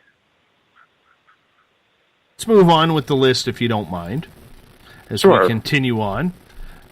Spider Gates Cemetery. I'm not even going to try and pronounce the town's name. Yeah, it's Leicester, and I did a documentary and I called it Leicester because it looks like Leicester, but it's Leicester, Mass. Better you than me, my friend. Better you than me. I'm putting you on the hot spot there. Well, the woman that is in the chat room that is from Massachusetts, like she probably knows. Like every city has a bizarre way to pronounce it, and Leicester is one of the harder ones. In my upcoming book, there is what looks like bar mass, but it's pronounced Barre Mass, Barre. So there's a lot of that. Worcester. That I did know. See, if it's a hockey town, I obviously know what it is. Like Worcester, Wilkes-Barre, I can get those ones. I got the hockey towns done. Okay, but the Leicester here, that one's messing me up a little bit. Yeah, so Spidergates. Spidergates was one of those urban legends that I didn't think was actually valid. And there was so many, like, the people said that it's a Quaker cemetery in the middle of Massachusetts. It's near Worcester. And there's so many legends. And it was a gathering spot in the 60s and 70s, and even like all the way back to the 40s, 50s, for kids to kind of come late at night and do like Bloody Mary and tell ghost stories. So there's all these legends, but there was reports of like satanic rituals there, and people have supposedly saw blood sacrifices. And if you look at the spot where the satanic ritual supposedly occurred, it was where the original meeting house for the Quaker cemetery was. So there was a lot of kind of kooky legend that I thought, no way in hell it's actually true.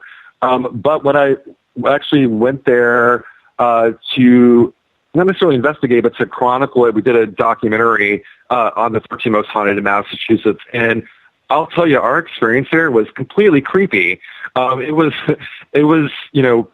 in the middle of the day. It's in the middle. It's so hard to actually find this location, and we were going there with a filming crew and photographer Frank C. Grace, who's an amazing photographer. He works with some of the best paranormal people in the business, and he was there with me. And one thing after another, there was one situation where my camera person, Liz Tagle, dropped her keys, and if we lost those keys, we would have been stuck out in the middle of nowhere in Massachusetts. And this guy, literally, who looked skeletal, came out of the woods and said, "Man, you hear your keys," and kind of spoke in a language it sounded like Old English. And then he disappeared, went back into the woods. So that was our first experience with Spidergates. And then we went there. Our cameras drained immediately out there. It was like a vortex of some sort. I don't know, why it drained. And supposedly that's an indication of paranormal activity. There were multiple reports of growling in the woods, which could be the fact that it's sort of close to the Worcester airport. That could be debunked.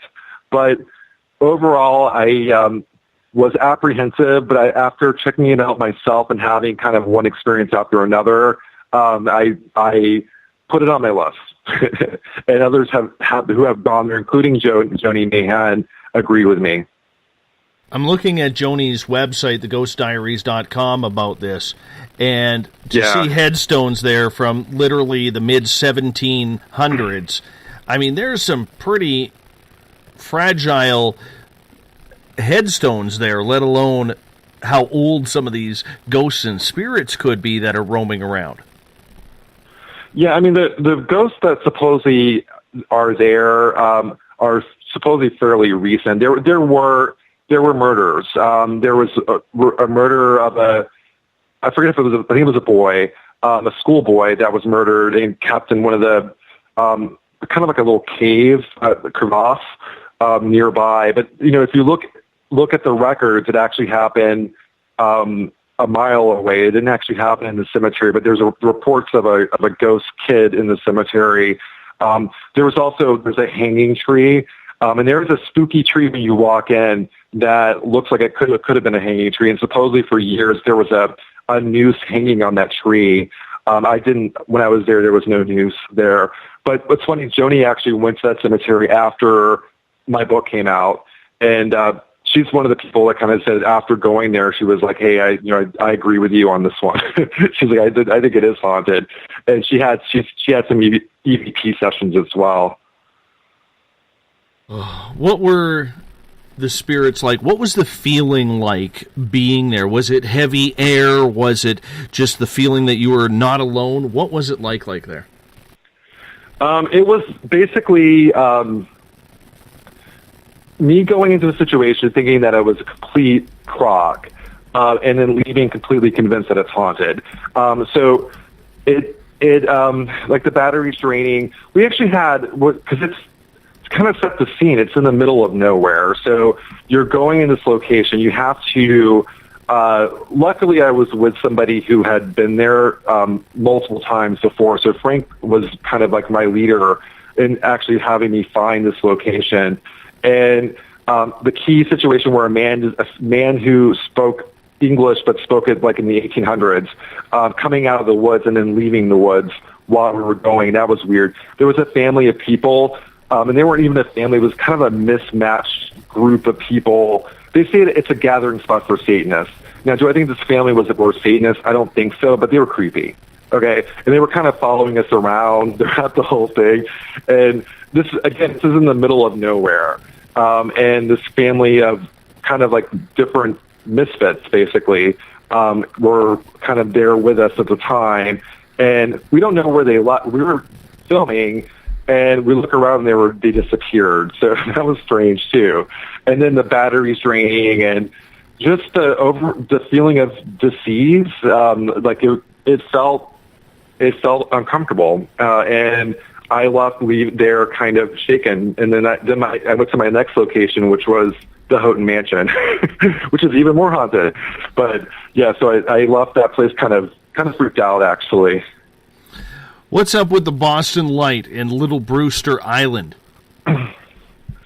Yeah, Boston Light, it just celebrated its 300-year anniversary, and there's a lot of history on that island. And I spent an entire when I write my books, I spend months at a location. And Little Brewster, I would actually give tours in Boston Harbor, and which is the basis of my current book, which is Haunted Boston Harbor.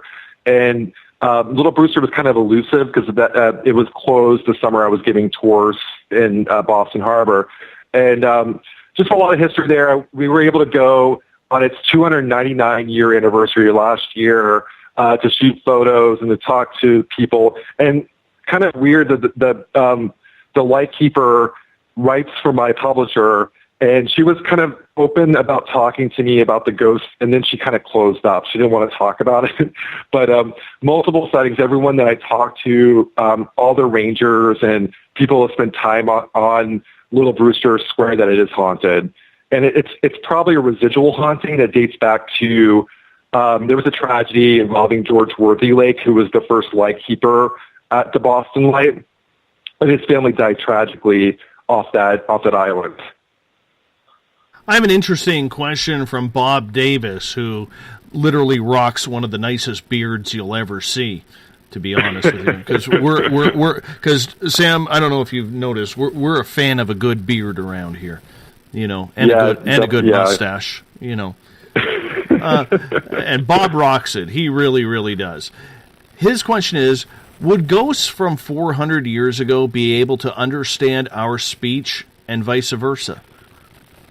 Yeah, I mean, this is kind of where I'm going in my interest. Like, I'm going into, why are all the ghosts, speak English and are white guys? I'm kind of going in that direction. And I think it really depends on the situation. I think that some of the spirits, that they don't know that they're dead. So they're like, why are these people here in the first place? And a lot of these locations, some of them are vacant. They're not active. So it's kind of a perfect place if you're a ghost to hang out, which was the case with the S.K. Pierce Victorian Mansion. Now it's being renovated, and the ghosts are kind of going, what's going on? My place is... So, and a lot of the ghosts are older ghosts, like turn-of-the-century ghosts. So getting back to the question, I think it's... I've had an encounter with Old English before. It was like, it was like get thee to the hospital. It was like something that was old. I would never use this phraseology. And even the gentleman that we encountered at the Spidergate Cemetery spoke as if he was in the late 1800s. It didn't sound like modern English. It wasn't like, hey, yo, here are your keys. It was like, Mom, here are your keys. And it was a different enunciation, and it sounded like old English to me. So yes, and it's not as common, but it's more common here than anywhere else I've experienced it. Do you find that harder for the investigation when you're trying to listen for the evidence, the EVPs, and it's in such an older English dialect that you really have to bring the headphones close to your ears and say, am I hearing what I think I'm hearing?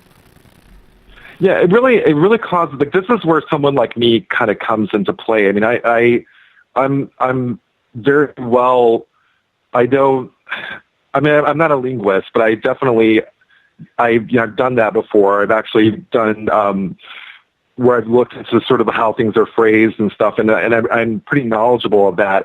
I would call in an expert if that came up. And, for example, it really depends on what technology you use. If you use like an old school EVP and the voice is Old English, that's to me like a pure capture. But then you have situations like obelisk, which is, and some people consider, if you're a scientific person, considers that to be kind of a novelty and not a real measure. But I've been blown away with obelisk readings, like spirit box readings, and like that supposedly converts the language.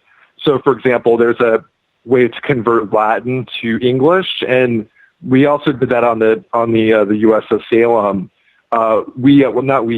But Rachel Hoffman, who's the paranormal investigator, she did an obelisk reading, and and the words that were picked up were Greek. I mean, they were like, lamb, sacred thing, but this was using her app. It was in Latin. Some of it was in Latin. So, yeah, I mean, I have heard it, and I've had experience it actually firsthand where I've heard voices.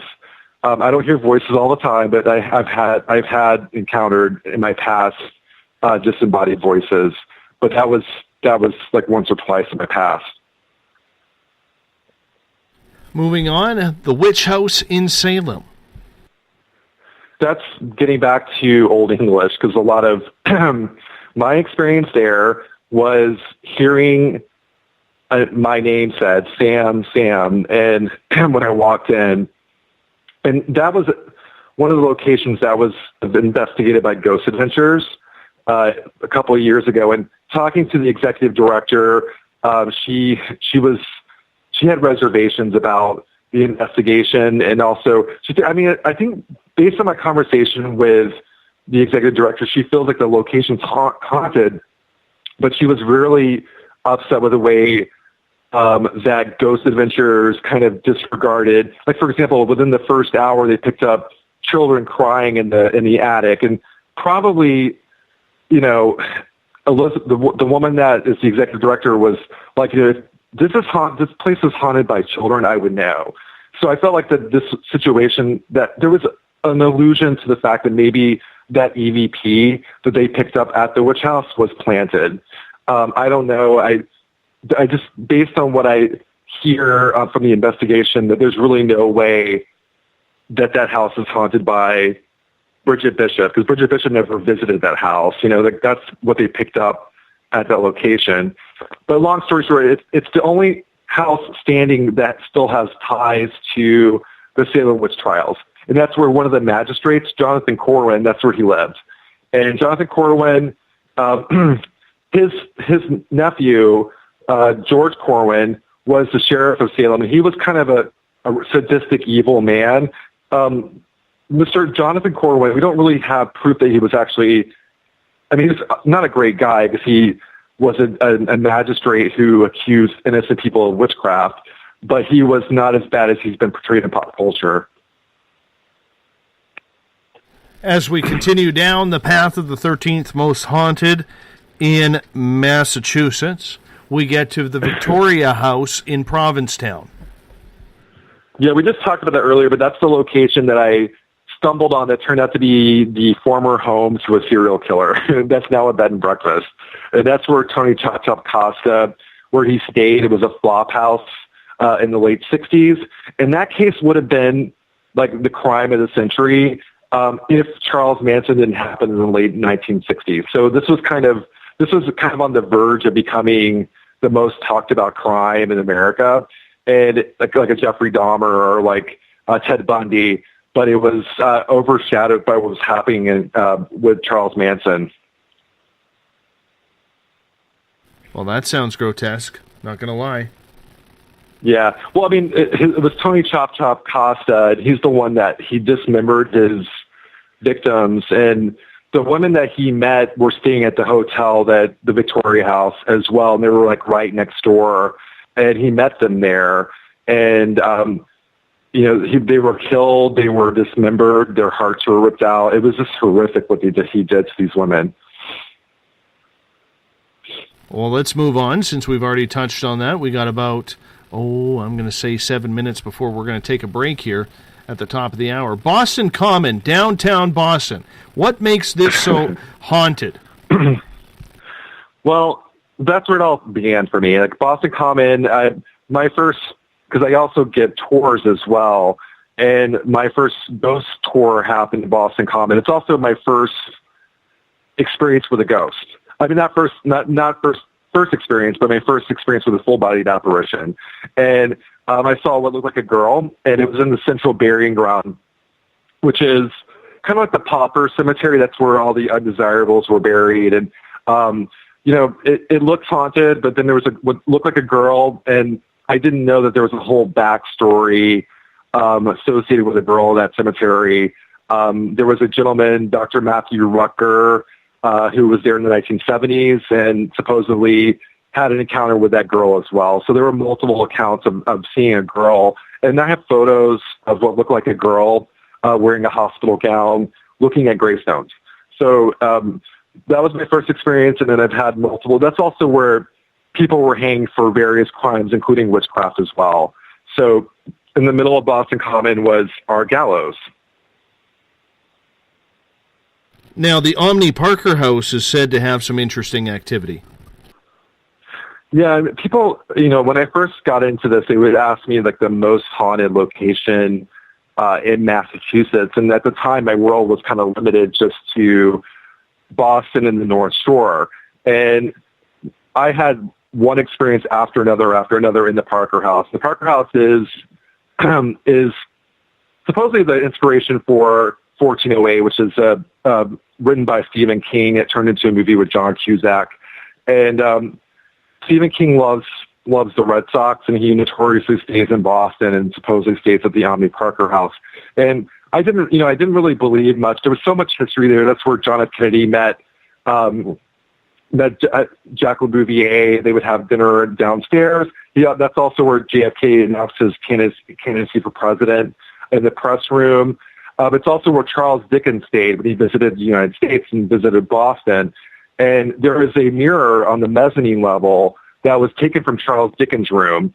And, the photo that you have that's posted on Facebook is from my experience at the Omni Parker House. And I was kind of standing in front of the mirror, and my cameraman, my photographer, said, Sam, the legend is if you say Charles Dickens 3 times, like Beetlejuice, something weird will happen.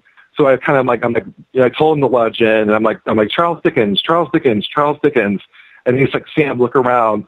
And I looked behind me, and there was exhaling, there was breathing on the mirror as if someone was inhaling and exhaling on the mirror. There was condensation, and there was nobody there. And I was shocked, of course, but I have multiple photos that would look like shadow figures and all sorts of things at that mirror. So I think perhaps maybe the mirror is in fact enchanted, so because I have my personal experience there. But multiple accounts, and there's tons of stories. There's also the story that inspired 1408, supposedly, of a liquor salesman who committed suicide and was also aggressive toward women, and the room was closed off, and that's room 303. And I've stayed in room 303, and people have stayed and have not had any experiences since it was closed. But some say that room is not the same 303 that was closed 30 years ago. That Charles Dickens mirror thing, that is just like right out of the Bloody Mary idea. I know. Why do you? I know. Where does it always come that you have to say the name 3 times and then boom, something happens? I know, and it is. I mean, again, a lot of the stuff is hokey to me, but and also getting to the breathing on the mirror, if there's inhaling and exhaling. I I mean, I've seen it happen. I've also seen shadow figures there. I think there's a lot. You can just feel the energy. That's what it is. It's like some kind of there's historic energy. It oozes when you walk into that structure, and you can feel it. It's like walking back in time. So, yeah, it sounds hokey, but story after story after story in Naomi Parker House, people having experiences at the hotel. Either way, I don't understand. Why is it always 3 times? I do have a question here. I don't know. Hey, we got a quick question here. We got about a minute and a half before we go to break, Sam. Clan Mother Karen is asking, which hunts were a lot like inquisitions to kill the tribal women who still knew clan tribe and nation law? Sam, have you ever looked at the bloodlines of these ghosts, the deaths? Yeah, I'm really getting into that. I mean, like my book on the haunted Boston Harbor, I have native blood in me as well, and like my grandfather's native, and I also have ties to the Puritans too in Newport, Rhode Island. So I have lineage on both sides. But yeah, some of the tragedy, and we talked about people of color. Why are all the ghosts rich white guys? And a lot of my belief system with spirits are Native American. Like I feel like the spirits are around us, and it's from my native history. But I also think that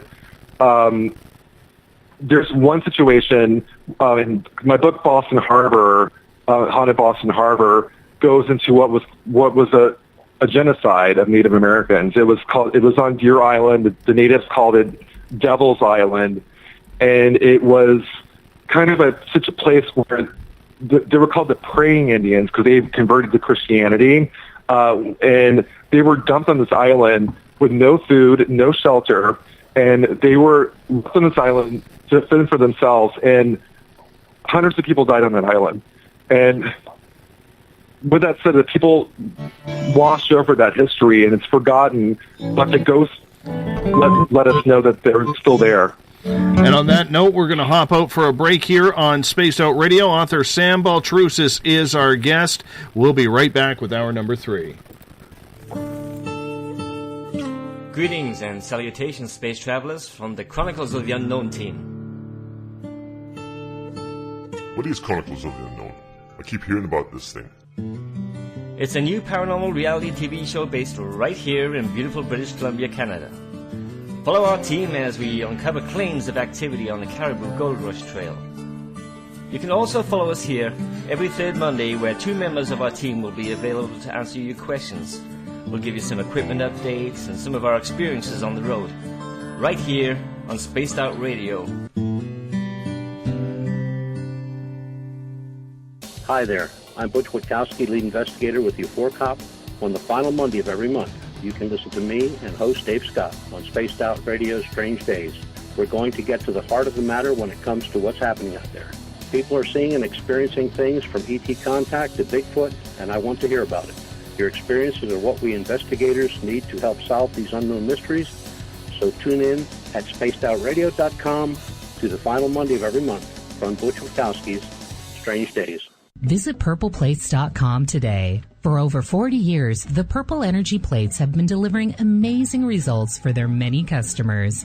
Inspired by the great genius Nikola Tesla, the harmony, healing, and energetic effects of the plates have proven over and over to be beneficial and often miraculous to thousands of customers. With their money-back guarantee and the many benefits, how can you afford not to get one? Check their site for daily specials and choose from their many energy products. You won't be sorry. Visit them today at purpleplates.com for mind, body, and spirit, and expect a miracle. This is your medium, Joanna, from Spaced Out Weekend, 2 mediums and a large. I would love it if you would come and join us with host James Tyson every other Sunday on Spaced Out Weekend. Together, we will take your calls and your questions live. Our goal is to provide you with a positive outlook on deep questions that you may have. Questions regarding love, relationships, money, or whatever else is on your mind. Come and check us out at spacedoutradio.com. Have you checked out the SOR Spacewire at spacedoutradio.com yet? Every day we post the latest stories regarding the weird, strange, and completely unbelievable. From cryptid and UFO sightings to the conspiracy world, we tackle it all. Hi there, I'm Eric Markham, Space Out Radio's news director for the SOR Spacewire. And if you have a story, I want to hear it. Email me at news@spaceoutradio.com. Patrolling the Pacific Northwest, we are always on the lookout for the strange and unassuming stories that real people are experiencing. Hi, I'm Vincent Zunza from Pacific North Weird. Me and Alexandra Sullivan have teamed to bring to you those odd stories that never seem to make it into the mainstream. Stories so weird that will leave you scratching your head wondering, is this real? It's as real as it gets with Pacific North Weird. You can watch our videos right here at spacedoutradio.com. Become more intimate and interactive with Spaced Out Radio. Join our Space Travelers Club with your new membership. For $5 a month, we'll provide you with special access to the website, monthly prize draws from books to psychic readings, along with monthly newsletter, private interviews, and more. Sign up today to be part of Spaced Out Radio's experience. Every month on Spaced Out Radio, we look into the deep and dark reports of cryptids roaming around the world with me, Rob Morphy, from Cryptopia.us. I would love it if you would join me and host Dave Scott as we delve into the most arcane stories and reports regarding creatures of the unknown. My job is to hunt down the details and bring the evidence forward to you. These aren't your regular Bigfoot stories I'm talking about either. You can find out more about crypto history at spacedoutradio.com. Looking for a place to advertise at a very reasonable cost? Look no further than Spaced Out Radio. SpacedOutRadio.com has an advertising tab that you can click to check out our daily, weekly, and monthly packages to play on the radio, or our website including social media. From commercial spots to banners, we have it all. Check out our competitive pricing today.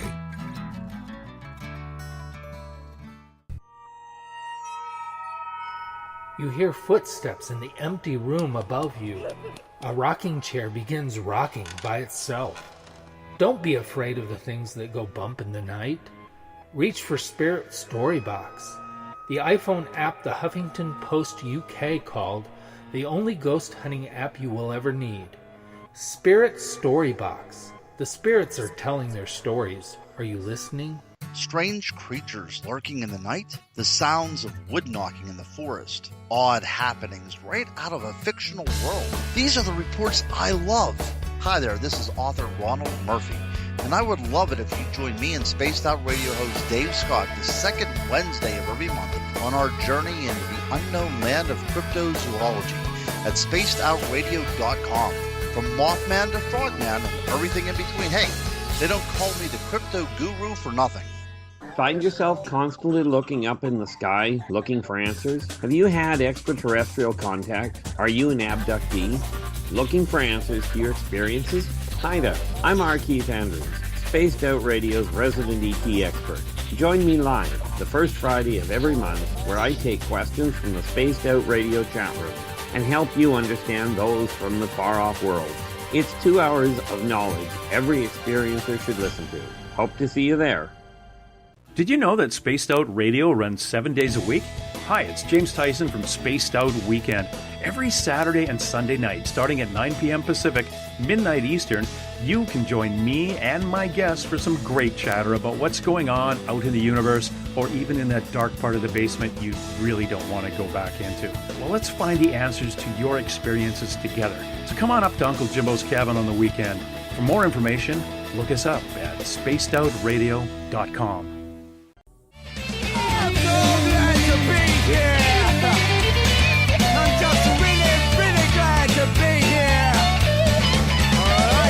Would you like to connect with us on Spaced Out Radio? Head to spacedoutradio.com to check out the latest shows, guests, and sponsors. And don't forget to sign up for the Space Travelers Club. You'll find all you need at spacedoutradio.com.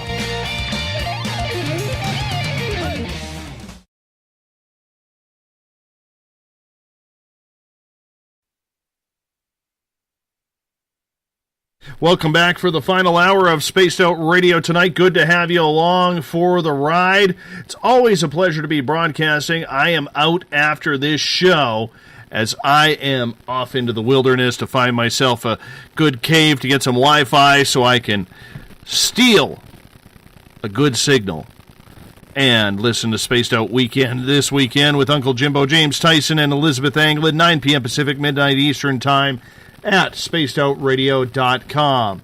Remember, if you're listening in on Revolution Radio, it is a donation station financed by you, the valued listener. Do us a favor, dig deep, finance, and help out today. Go to freedomslips.com for that. Bill Cardwell has set the password. We know Gloria and Gail are loving this one, even though I can't pronounce the damn thing. Malfeasance. I think I said it wrong last time, but either way, that's the password. If you're an SOR space traveler, use it wisely on the website, in town, at Starbucks, wherever you are, grabbing a coffee. Use the password nicely because, you know, some of them can be kind of dangerous, like this one, especially if you try and figure out how to pronounce the damn thing. If you want to follow us on Twitter, you can do so at Spaced Out Radio. Give our Facebook page a like, Spaced Out Radio Show. On Instagram, I can be followed at Dave Scott, SOR. Subscribe to our YouTube channel, Spaced Out Radio Show, and our website is spacedoutradio.com. While there, you can join up for the SOR Space Travelers Club. It is only $5 a month. With that, you get your name put into monthly prize draws. The next draw will be a week from today during the SOR Roundtable. As we make the draw the final Friday of the month, you can get access to private sections for postings on our website, access to private group interviews. We're about to start that up, and of course, a heck of a lot more. You're going to get more than just access to our archives. You can also listen to us on TuneIn, as well as download our podcast on iTunes. For the final time tonight, we introduce author and journalist Sam Baltrusis. He has a number of books out. 13 Most Haunted in Mass, we were just talking about last hour. This hour, we are going to get into a little bit of crime and paranormal. Sam, welcome back. Awesome. Hey, how's it going? It's getting really late here in Massachusetts. It's like 2 in the morning. You're at 2:05. It's in the wee hours. Well, you know what? Did you have enough coffee? I did, but I'm getting older, so I definitely, when I write. This is the time I write, but it's also I'm getting older, so I'm going to bed a lot earlier these days. So I did, but I'm still really tired because I had a very long day on the USS Salem. So kind of a long day, and it's getting into my busy season, which is Halloween. Seems to happen every year around this time, where all of a sudden everybody wants to go play with ghosts. Yeah, and you know it's too bad because ghosts are not just seasonal. Like they're actually, you know, I give ghost tours throughout the year. The only thing that holds me back from conducting a ghost tour in Boston or Salem is the weather. So we start all the way up until like March, and it goes all the way through November. So people are interested in ghosts year round. I tell you, I am getting ripped in the Spaced Out Radio SOR Space Travelers about malfeasance. Malfeasance. Did you know how to pronounce that one? You know, no, that's a hard one. I would say malfeasance too. If that's correct, right? Malfeasance. Apparently, that is the correct one. Malfeasance. You know, I tell you, they're ruthless sometimes, just ruthless. Yeah, I mean, I like being in a space where people are supportive of each other, and it sounds like a really well-educated group. They are, you know, and you've been in the chat rooms before. I've seen your name pop up. You know, they keep me on my toes, and you know, I couldn't do it without them. That's for sure. I kind of smile and I stumble my words sometimes when I talk about my audience, but I'm a very, very blessed host. I will put it that way. I'm a very blessed host with the people who pay attention to this show because they are extremely, extremely intelligent people. And I got that with Joni. Like some of the questions, she and I actually met up after that radio show, and she was like, Sam, those questions were so hard because they were very, very specific questions. And her topic was shadow people, and like mine is crime scenes. So at least I know a lot about haunted crime scenes, and hers was a little difficult because she didn't have much experiences with shadow people. So it was like a very difficult topic for someone like Joni, who is very well versed, to talk specifically about shadow people. She did awesome. I would love to bring She her did. back on. Yeah. She was so great. fantastic. Joni, if you're listening to this, you did fantastic, and I absolutely love you. Thank you so much. Let's get into some haunted crime scenes. Or go ahead. You want to make a comment about Joni? No, I think Joni's probably sleeping, but Joni, she moved to Indiana, and she was in town recently, and she wrote the first chapter, 13 Most Haunted, on the S.K. Pierce Victorian Mansion, and she also wrote the first chapter for my upcoming book, which is 13 Most Haunted Crime Scenes, and she focused on a cemetery that we both went to in Barre, Massachusetts, Barre, and it's the Riverside Cemetery, and there was a horrific matricide that the children were buried there. A mother who killed her children because they were in extreme poverty, and it was going to be like a murder suicide. She was going to kill her children and then kill herself, and then she wasn't able to kill herself. So there's this tragedy kind of looming into the cemetery. And,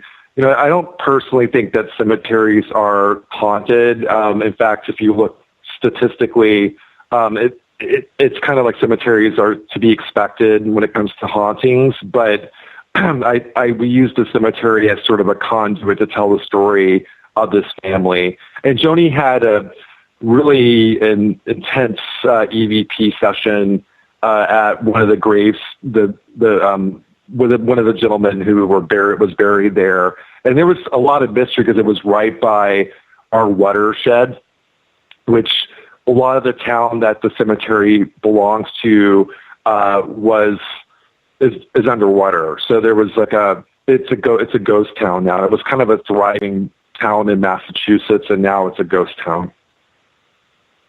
I have a couple questions for you from our audience before we get into crime scenes. Shar is asking in the Spaced Out Radio chat room, Sam, what do you know about demons causing crimes or haunting scenes? Very good question. What I don't like is all those paranormal shows that everything that they encounter is a demonic entity.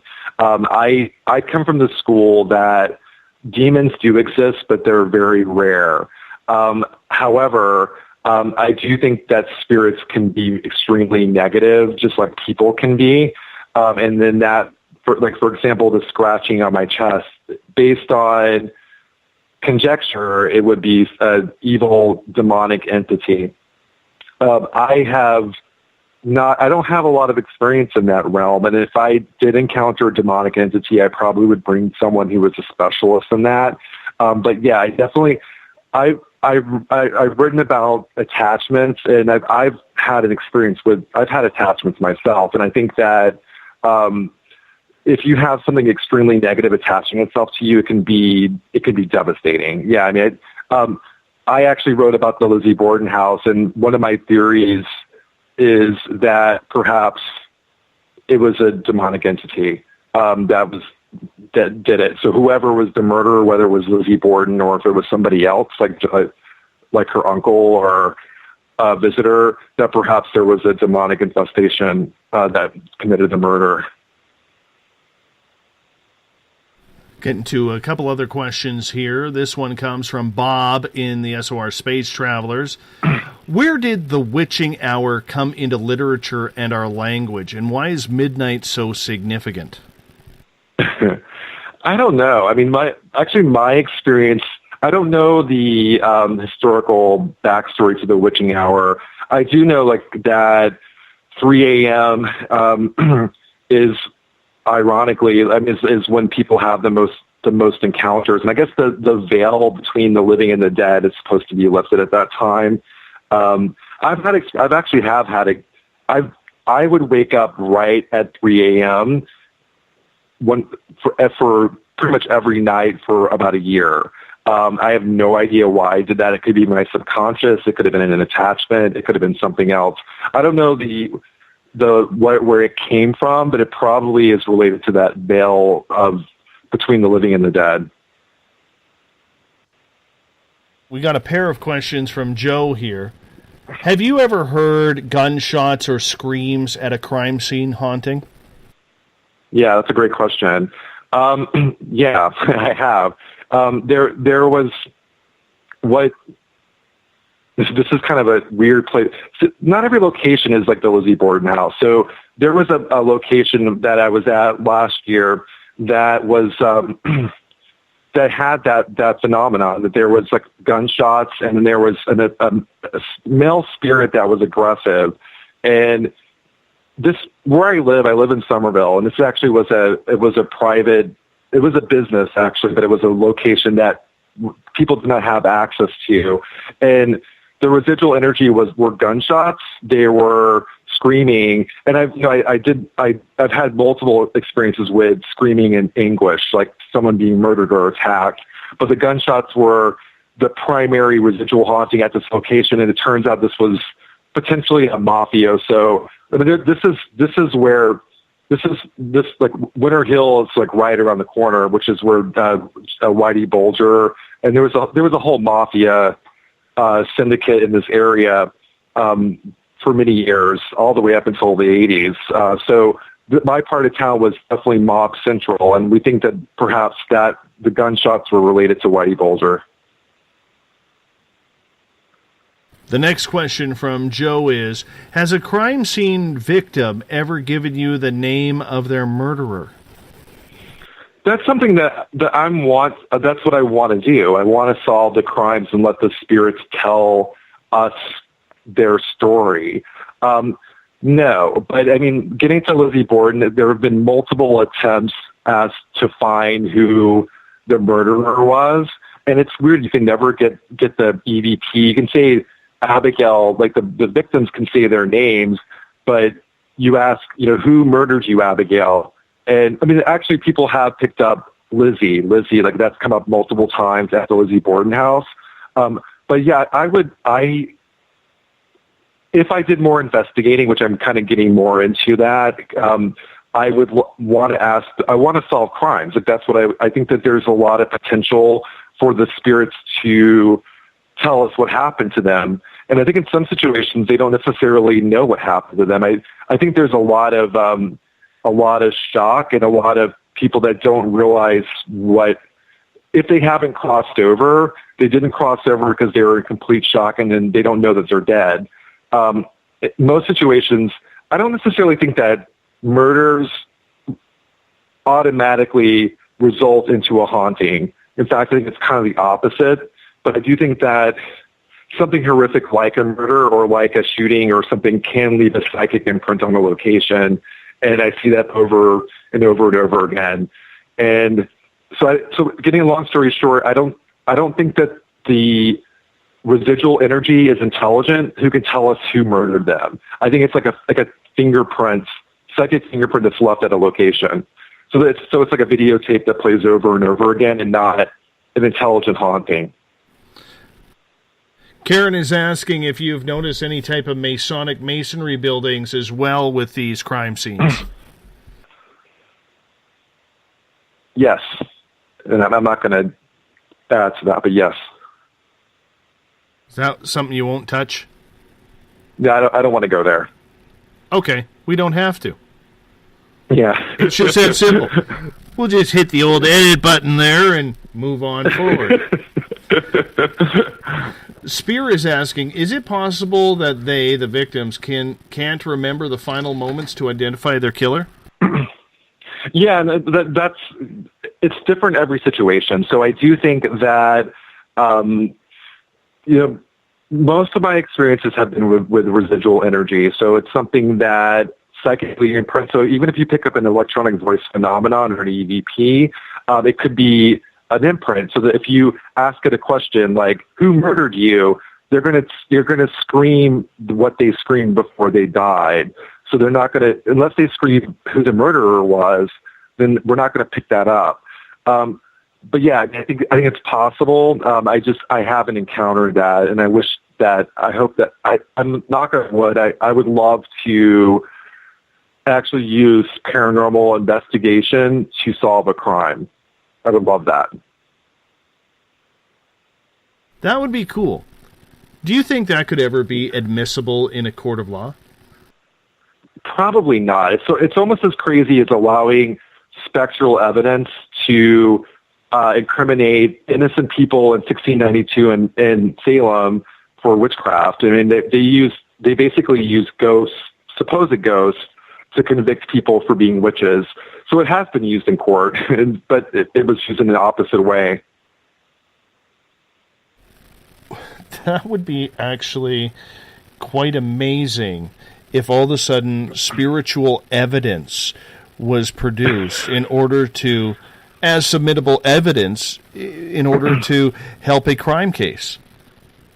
Well, and that's something, I mean, it's not necessarily my idea, because I was mentioning my friend Rachel Hoffman, that she did a project called True Crime Paranormal, and she's really into forensic science and using forensic tools for investigations. And I've written, as a journalist, I've written about true crime most of my career, and I'm actually kind of segueing from ghosts to true crime with this upcoming crime scenes book. And I'm kind of getting back to my original interest, which is true crime, and without the ghosts. So, I mean, we'll see what happens. I mean, I think that as I get further and further into my true crime, and because I have a paranormal background, that will probably come into play. I mean, kind of bringing in a psychic as someone to help lead your investigation, I think is totally legit. I think that we should reach out to, people like that, but not use that as actual evidence. Use that to lead us to find the murder weapon, or lead us to the location where they kept the victims before they were murdered savagely.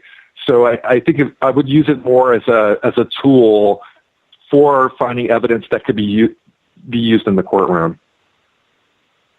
So what is your goal then, as you try and put together the paranormal and a crime scene?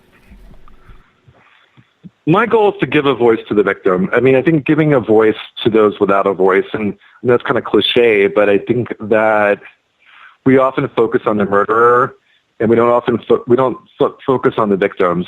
But I will say this, having written about crime and murders in my past as a journalist, it's so hard, especially if it's contemporary. And, the reason why I kind of pulled away from the investigative story, I did a cover story on a young gentleman who was murdered in Dorchester, and I met with his family, and I'm a sensitive soul, and talking to the family and kind of getting to know the murdered victim, it broke my heart. It broke my heart, and I of course didn't do an EVP session with someone, a murdered son that was recently murdered. So I relied on talking to lawyers and forensic science, science people and people in the business. But now that I know what I know with the paranormal, it would be off limits because it was so recent. But if it's something like 100 years ago, why not? I mean, why can't we reach out to Lizzie Borden at the crime scene to find if in fact we can find something that's new that hasn't been uncovered, for 100 years. Do you prefer, Sam, to look into the older cases of, say, situations that happened 50, 100, 200 years ago, or are you trying to translate this into newer cases as well? Well, getting kind of alluding to what I just said about talking to someone who was just murdered, and talking to both the perpetrator and the victim's family, it's heartbreaking. It's so raw and so fresh. And I decided after that story that I'm not going to write about contemporary murders. I think it's just too soon, and it should be something. I mean, for example, I'm writing about Whitey Bulger, and that was not that long ago. So there's a window where I feel that you want to collect, as a journalist, you want to collect as much evidence where the people that are involved are still living. So that's kind of important, but I don't want to do something that happened like a month ago. I think it's too soon. So it really depends on the situation, but I tend to focus on stuff that happened probably like 50 years or more. I'm really obsessed with the Lady of the Dunes case in Provincetown that happened in the early 70s. So it's, there's a window, but if something happened very recently, I tend to stay away from that. So you're more looking into the historic values of the case to try and put that story together. Yeah, because a lot of the people, for example, the Lady of the Dunes, the murderer still can be alive. So it doesn't make any, with Lizzie Borden, it doesn't matter because all the people that were involved are now no longer with us. But it's still a cold case, so we don't know what happened. We don't know if Lizzie did it. But with the Lady of the Dunes, we don't know her name. We don't know who she was. We know that she was severely. Her head was nearly chopped off, and her fingers were chopped off, and so we know that she was severely dismembered, and she was treated like a victim of Whitey Bulger. And that's something that I have written about, the ties to Whitey Bulger and to the Lady of the Dunes. But what I want to find this woman's name. I want to give this woman who was found on the beach, murdered. I want to give her a name because she deserves that. And every victim does. And absolutely. I can tell you this: up here in Canada, and it made international news. There was a serial killer named Robert Willie Pickton, and he was murdering prostitutes and drug-addicted women off Vancouver's downtown east side for years. And the police knew about it. And James Tyson from Spaced Out Weekend, he's a retired Mountie up here, and he actually worked on the case. And they just couldn't, they knew it was him, but they just didn't have the evidence to go in there and prosecute at that time. And then in the meantime, what would happen was he would bring these ladies home, and he would literally string them up like hogs, kill them, and then in order to get rid of the evidence, he would put them through a wood chipper and spray that over his yard because he had a farmyard, or he'd feed them to the pigs. It's horrible. It's the most grotesque true life horror movie that I've ever seen. And James actually has post-traumatic stress disorder because of that case. It's vile. And anyways, the reason why I'm mentioning that is you mentioned giving the young lady a name on the beach. A lot of these ladies, like you would hear people talking, oh, they're just hookers or drug addicts. What good are they to the society? And it's weird how we as a society have really forgotten that these women or these people who are murdered tragically, given their personal situation or not, they're still someone's daughter, mother, sister, cousin, grandchild, and they still deserve that identity for people to know who they were. Not what they were, but who they were. And you see it from time and time again in my crime scenes book that it was a prostitute that was murdered. It was sort of like and they almost like in many situations they didn't count as human beings. And there's a situation in the Orleans End, which is in my upcoming book, and that's in Cape Cod, where a woman who haunts the location, we've given her name Hannah, but we don't necessarily know if that's her name. But we do know that there were 2 prostitutes that were killed at this hotel. And we can't find any historical backstory except for the 2 women were murdered there. And there were multiple suicides that are questionable because it was a mafia hangout. And so, I would love, the Orleans End is in my upcoming book on crime scenes, and spent time there and heard from, and it was also on Ghost Hunters too, but I didn't see that episode until after, but it had a very spirited night. We had EVP sessions and connection with the girl, but we also had, there was supposedly a hanging and, not a hanging, but a suicide in the cupola, which is this beautiful cupola Belvedere at this hotel. But it's when you walk into it, you can just feel the energy. And I'm suspicious. I'm kind of working. I'm finishing the book now, but I want to know more information about the murders And sometimes I'm worried as a journalist because I'm a very thorough investigator. I won't publish something until I know the truth. But then sometimes I like for the Orleans Inn, I'm hoping if I publish something, then maybe someone will open up and maybe give me the real story, which will lead to a follow-up. Do you find that a lot of people in cases like that, no matter how old they are, that they still want to be able to talk about it? Because the one thing, you look at the whole 1%er ideal when it comes to that. And if one person in the party, or if two people in the party know, one has to go, right? Yeah, I mean, being a journalist is dangerous. It really is. I mean, you can stumble on something, especially when you're dealing with murder and crime and mafia. It can be a very dangerous profession. And I kind of moved to ghosts because I thought it would be not necessarily safer, because it's not safer. But yeah, I mean, it's really big.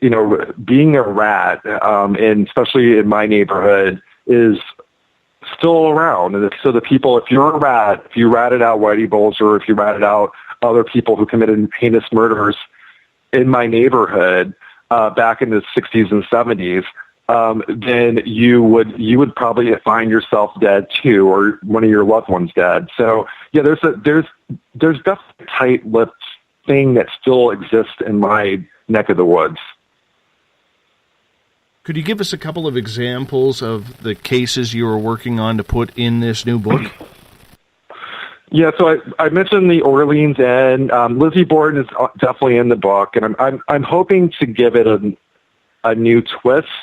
A lot of the twist is kind of talking to different people who have had experiences there, and a couple of situations where names were names in EVPs, and trying to look at that as potential news source material, like using the ghost to kind of lead me somewhere. Orleans Inn, I don't want to give too much away, but some revisiting locations that I've been to before. I mentioned the cemetery in Barrie, Mass. with Joni. I did Dogtown, which is in Gloucester, and there was a contemporary murder that happened there. And Dogtown is a literal ghost town now, but it was a kind of a spot where real women who identified as witches stayed, and it was kind of like an area of ill repute. It got its name Dogtown because dogs would they were like shacks, and women would prey on passersby for money. And supposedly if you didn't give them money, they would curse you. And they did identify as witches. But there was a fairly recent murder that happened a couple years, 20 years ago, that was a bludgeoning situation. And we know who the murderer is, but what we didn't know is that perhaps that murderer is tied to a relative to one of the witches or the woman that lived there before. Wow, that's pretty impressive. Yeah, I mean, the thing is that the last name of the murderer is kind of common, so you have to kind of be careful. Having the same last name doesn't necessarily make you a descendant of that person, because it's a very common last name. I was trying to find some really into lineage and ancestral roots and letting kind of like the family lineage, and something like Ancestry.com is a great tool to be able to trace someone's lineage. And you can sometimes do that, actually trace back your lineage to someone to 200 years ago. It's possible now. So when you are finding these stories, how do you delve into them? Yes, there's the popular ones like, Lizzie Borden, but do you try and delve into some of the obscure as well that maybe people are lesser known about, but that story really needs to come to the fruition or come to the front, pardon me? Yeah. I mean, something like Lizzie Borden, I kind of feel like I have to, just because of its international notoriety. And I got a lot of boos that I didn't make Lizzie Borden number one. So I feel kind of obligated with Lizzie Borden, and it's like the only place really where you can sleep next to a photo of a crime scene. That's an exact quote in the book from someone from Ghost Hunters. He's like, it's made to be number one in your crime scenes book. But yeah, I mean, like Orleans-Ed is an example that a lot of people don't know about. There's the cemetery, the Berry Cemetery. There's Dogtown, which I think people do know about Dogtown, but it's not as common. People don't know that there was actually a murder there. They don't really know about its witchy backstory. And then there are a couple of places like the USS Salem. I'm revisiting it. What's interesting about the USS Salem is there were actually not any crime committed on the vessel, except for the potential that the 400 people that were kept in the meat locker on the vessel, some of them may not have been dead when they were put there. So they may have been kind of just stuffed in and they suffocated by having bodies on top of them. So I'm kind of approaching that, with kid gloves, because there's not a murder per se, but there may be another type of crime, like a crime of neglect that happened there. There was a comment in the chat room about the dangers of journalism, and you mentioned that. What did you mean by that, for people who wouldn't know? Well, I mean, if you're writing about a murderer and the murderer's still out there, they're going to go after you. I mean, it's like common sense, because you're putting your name. And like if someone's like, do I know any Masons are involved with? Do I think that Masons are going to attack me? I don't know. I mean. But you have to be careful because you're going on the record. A lot of people are hearing you. A lot of people are reading your books. A lot of people are reading your journalism. You can get roughed up. I mean, I have said multiple times that we've seen people in covering what's happening in the Middle East get their heads chopped off. So it's a very dangerous profession. And especially if you're writing about murderers who you may find.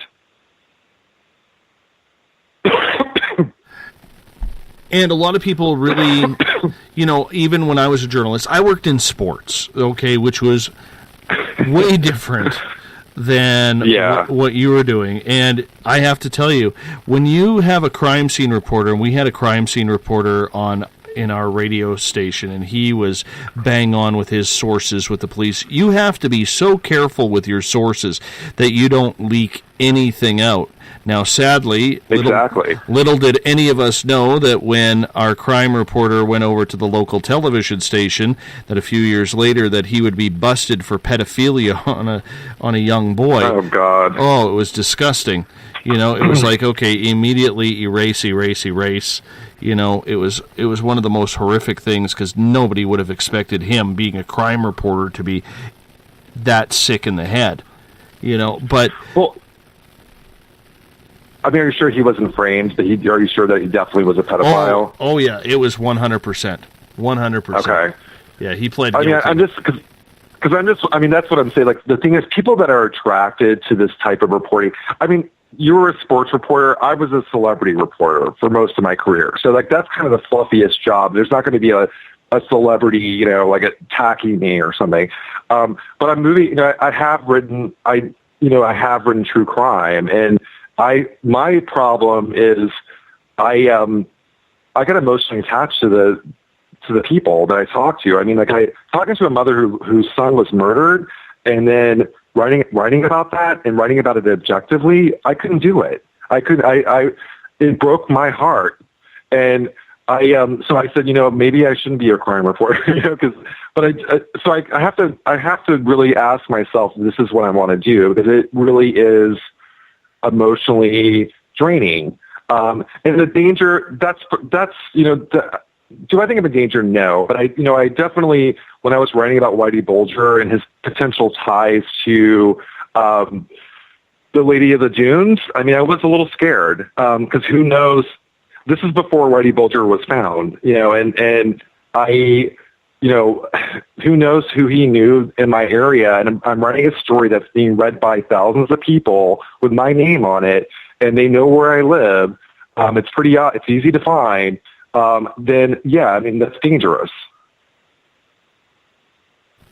I always liked in sports because nobody really trusted you, reporter. You had to actually break them down from the beginning, and you had to grab onto them and latch onto them when they were truly, just coming in. Like if I was covering the Vancouver Canucks in the NHL, you would have to, hook onto the rookies, so that way you built that bond with them before, they were the next generation of leaders on that team. So that way you had that source, so to speak. I think the worst thing that ever happened to me as a journalist was I actually, and I know we're going way off tangent here, but I hope you don't mind. It's fine. We both are old school journalists, so it's kind of like a fun thing to talk about. So, NHL trade deadline 2006. My one in the Vancouver Canucks dressing room, because I was still a pretty new reporter at that point. My one in the dressing room gets traded.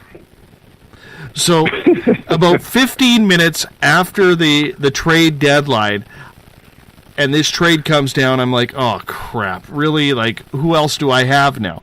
So, I go outside the war room inside the hockey arena that they have for the media, and I call him up, and his name's Steve. I said, hey, Steve, hi, it's Dave. How you doing? He's like, hey, man, what's up? He goes, I'm just about to take a nap before the game. I said, have you heard the news? He goes, what news? I said, you haven't heard? He goes, what are you holding back on me, Dave? I said, dude, you've been traded. He goes, oh, bleep. And I'm like, he goes, are you serious? I said, yeah. He goes, to who? I said, Atlanta. He goes, for what? I said, future considerations. He goes, oh, shit. He goes, my wife is going to kill me. We just moved all our stuff here from Chicago 3 weeks ago. Oh, wow. Oh, man. I felt so bad for him. Like, I called him back. He goes, give me a couple hours. Call me back. I'll give you anything you want. So I call him back a few hours later, and I'm like, he goes, Dave, them MFers took 2.5 hours to call me back after I had talked to you. He goes, that's when I found out from the team. He goes, oh, he was so mad, but it was one of those uncomfortable stages as a reporter that we all go through. Yeah, I mean, my experience was similar because I did a lot of celebrity reporting. So my stuff was like, I knew that their show was canceled before they knew it. That's happened before with me too. And I can't remember that specific example, but it was, with the celebrity business, it's a business, and there was a lot of, kind of similar. You had to build relationships with local, I wrote a lot about the made in Massachusetts films, so things like The Departed and Mystic River, and there's been a lot of movies made in Boston, in the Boston area, and I wrote about that for years. And there's there's potential danger there too, because there was a lot of union and blood. There was a lot of money under the table going on with the film industry here. So, that was dangerous. Even celebrity reporting could be dangerous. It's shocking. But there's some, there definitely has been some seedy mafia related stuff here all the way up until fairly recent. And I live in Somerville, and Somerville was known as Slummerville, and it was known for its gangsters and thugs. It was a thuggy area. So even writing about, who knows? So getting back to the business and the writing about crime scenes, I'm tired of being scared, and I want to hopefully empower people to do research and hopefully uncover things that other people aren't able to uncover. And I find it really intriguing as an investigator, reporter, to find evidence that no one else has found. That's like a gem. That's like an amazing thing to find something that no one else has uncovered. Karen is asking, why the number 13 for you in your books? What is the meaning for you? Yeah, I mean, the 13 is it fit nicely into the amount of story. There really is no significance except that supposedly it's unlucky. But for me, My mother was born in the 13th, so it's like, I don't know, it's always been kind of a lucky number for me, but it also fits nicely with the size of the book. So it could have been 14, that would have worked too. It could have been 12, but 13, just people remember it and supposedly it's unlucky. And it's just work. That's the only significance. Shar is saying in the Space Out Radio chat room, she says, I am a mother of a murdered son, and she wants to let you know your work is important to get justice. Do not stop. Yeah, I mean, something like that is why I do what I do.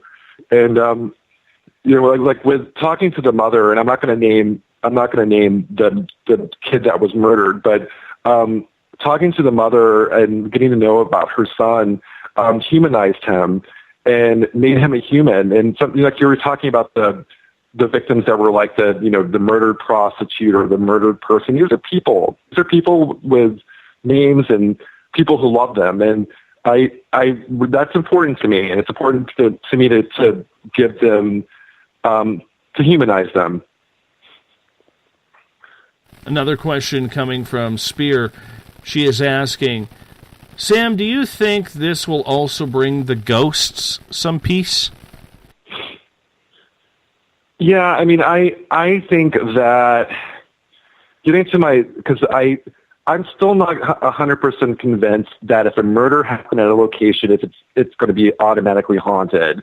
So I think, for example, like the Lizzie Borden house, I don't necessarily know if it was haunted, and then because it became a bed and breakfast and people from all over, like ghost hunters and ghost adventures, visited it and did investigations, and then it became extremely active. So long story short, I'm not convinced that a crime automatically relates to a haunting. I don't know what came first, I just don't know what came first.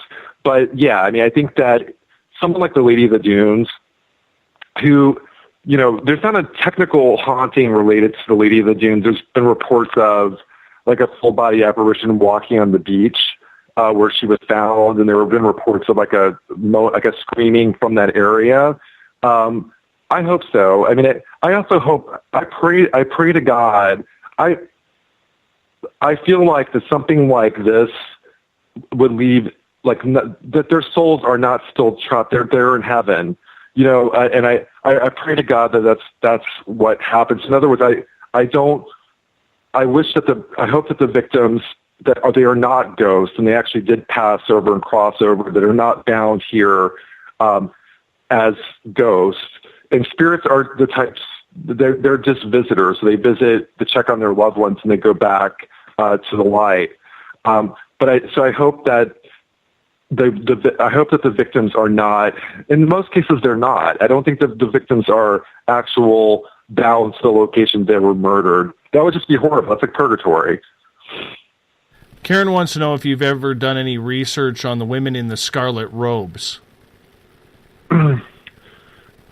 Yeah, I mean, that's in my book, Haunted Boston Harbor. The woman in the scarlet robes is on Long Island in Boston Harbor, and she's kind of like the Lady in Black. And the woman in the scarlet robes was a British woman who, during the Revolutionary War in 1776, the British were in the middle of Boston Harbor, and they were in a retreat. This woman, her name is Mary English. She was hit by a shrapnel from a cannonball, and she was fatally hit. And then, according to the legend, she begged her husband to bury her in a proper grave. So he rowed the boat to Long Island, and she was dying in his arms, and she was buried on Long Island. And her last words were, "Promise you'll come back for me. Promise you'll come back for me." And he never came back because he was British. And supposedly she walks the island in her red robe, looking for her husband, who never came back to retrieve her skeletal remains. So that's the legend. We don't know if that's true. It's a great story, though. So does the woman still mean wealth, then, because of the red? Yeah, well, that's a good question. I mean, this is 1776, so she was British. she was wrapped in red, according to the legend. And also the person that created the legend, Edward Rose Snow, who was fantastic, but he was also very creative in his ghosts. So he created the Lady in Black, who was an icon, and had a whole backstory. Her name's Melanie Lanier, and he gave these ghosts or these stories actual backstories that were so creative and so good, and probably actually based on real ghosts. Like we know the Lady in Black story, that there are reported hauntings at that location. We just don't know that. We do know that there were no executions of women on that island. So there's a kind of a blur of fact and created stories. Eric, so in other words, yeah, go ahead. Sorry. The woman in the scarlet robes probably didn't exist. Eric is asking in the Spaced Out Radio chat room, could it be just a fragment of the soul that gets stuck as residual energy? Maybe it's just too extreme to pass? Yeah, I mean, he's really good with science, right? He's like the science guy. Yeah, I mean, like that's a theory as well, and I think that like there's potential like DNA being like related to hauntings as well. I mean, so like there's like DNA samples that are left at a location could somehow have like an energy associated with it. I was actually talking to my friend Rachel, who's into forensic science, today about that, and she's really into DNA and that sort of thing. Maybe, but again, I come from the school of the stone tape theory, which is if something bad like a murder happened at a location, it may leave a psychic imprint, but it doesn't necessarily mean that their soul is trapped at that location.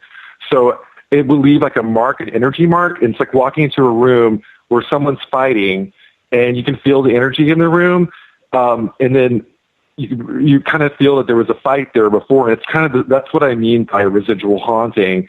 So I don't want to believe that there's actual ghosts that are left behind that were murder victims. I mean, I haven't really encountered that, except for there's a few places like Orleans Inn with the woman, the prostitute who was murdered, who we don't have a name yet. She definitely is an intelligent being. So not every situation is residual, but I want to believe that these people can have crossed over. Do you think there's still some angst in a lot of these spirits, that the reason why they haven't crossed over or gone to the light? I think that they didn't cross over in probably more cases than I can count where they don't know that they're dead. That's the only situation. There's a lot of situations with children who are afraid to go to the light because they're so young, they don't really know what's going on, and so that a lot of it is just sort of like not knowing what to do, and it really depends on the maturity of the victim or the person. But yeah, I mean, it really a lot of times that I think that they can cross the light. Some situations where their spirits are able to visit, like you have multiple reports of loved ones coming back to their family members to let them to check in on them, and that happened with me and my grandfather. My grandfather appeared to me when I was younger, and I knew what he looked like. And you have multiple people who have loved ones coming into them, and they're not bound to earth. They're basically just stepping in to check in on their loved ones, and they go back to the light or to heaven. James Tyson from Spaced Out Weekend tells a good story where here in the residential schools of BC, the First Nations were treated like absolute crap by a lot of the Catholic priests around here as they tried to assimilate them into good old white people. You know what I'm saying? And yeah. And in one of the residential schools that is shut down and extremely haunted, James tells a story that there's children all over this school, but the Catholic priest is there to ward them from going to the light because he's afraid to go because he was the one who was sexually abusing these children. And because he's afraid to go meet God himself, he doesn't want any of the children to go either because he's afraid of what his punishment will be. Well, I don't know that story personally, but that makes total sense. I mean, I think that a lot of people are afraid to cross over for judgment, especially someone like a priest who is a pedophile. That would be a perfect example of that. And it's sad that that's the situation. If there's also kids coupled with the priest as well, kind of holding them back. Because I think that, especially with children, you see this. There's always multiple reports of like ghost children, and in fact, on the U.S.'s Salem, there was supposedly a little kid who's haunting the vessel who speaks Greek. And I actually had an encounter with a kid, and there's always a ghost girl at every location, but it's common because I think that the kids don't sometimes know how to cross. I don't know. I mean, I'm not sure, but that does make sense. It's sad to think that. Do you find it hard to deal with children? And I'm saying that on this side and in the paranormal. Yeah, I mean, it's funny because because I'm so sensitive, I attract ghost women and ghost children, and also people who are not like rich white guys. For whatever reason, women spirits feel very comfortable with me, and then also kids do as well. And I think it's because of my energy or whatever. And I'm sensitive. I'm a sensitive guy, so I don't look like I would be sensitive, but I am. So I think that I attract that, and yeah, I mean it's heartbreaking, but I feel like that I can somehow, like someone like Joni Mayhem, she keeps coming up, but she crosses people. She's able to do that, or she knows how to reach out to people. So if I have a situation where I think that, say, a child's at a location that needs to be crossed over, I would probably reach out to someone like Joni, or Joni would know people who know how to do that. I've done that myself. I have friends. It really depends on their religion. I kind of go, if, like, say they're Catholic and a ghost is Catholic, I would reach out to a priest or something, in that nature to kind of, they go with what they know. And if when I say they, they're the ghost. And I, like, for example, the woman who lives in my house in Somerville, in the Victorian house, the seamstress, she was Catholic. So I reached out to someone who would help in that realm. Does the denomination make that much of a difference? Not really. I just do that. I do that out of respect. I mean, how do you know if someone's Catholic or a Protestant or Wiccan or whatever? But I just kind of go with what my gut tells me, and I tend to kind of reach out to people who they feel comfortable with. And so, like I said, so children, ghost children, connect with me, and also women do. But then I don't have a lot of encounters with men. So I mean, I've had that, but it's rare that I have that.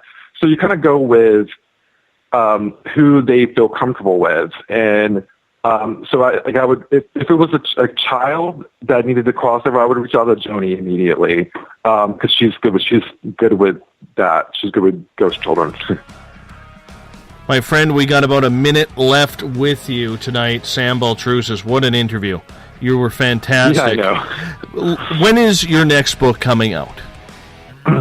Well, so I just had two. Paranormal Provincetown came out, and then Haunted Boston Harbor came out. My next book is coming out in mid-October, which is 13 Most Haunted Crime Scenes Beyond Boston. And that is currently almost finished. I'm adding some finishing touches to it, and hopefully will be published before Halloween, which is my prime time to sell books. So that's why I get it out before October. So look for it right before Halloween. Awesome, my friend. It's been an absolute pleasure to have you on the show. And we got one quick question from Dawn in the chat room. Where can they find your books? So for 13 Most Haunted, go to 13mosthaunted.com, but you can also look on Amazon, type in Sam Baltrusis, Baltrusis, and then all 6 of my books will pop up, and then the Crime Scenes book will be posted on 13mosthaunted.com. Awesome. appreciate you taking the time. I know it's a big push, this 3 hours. You did well, my friend. You did very well. Thank you.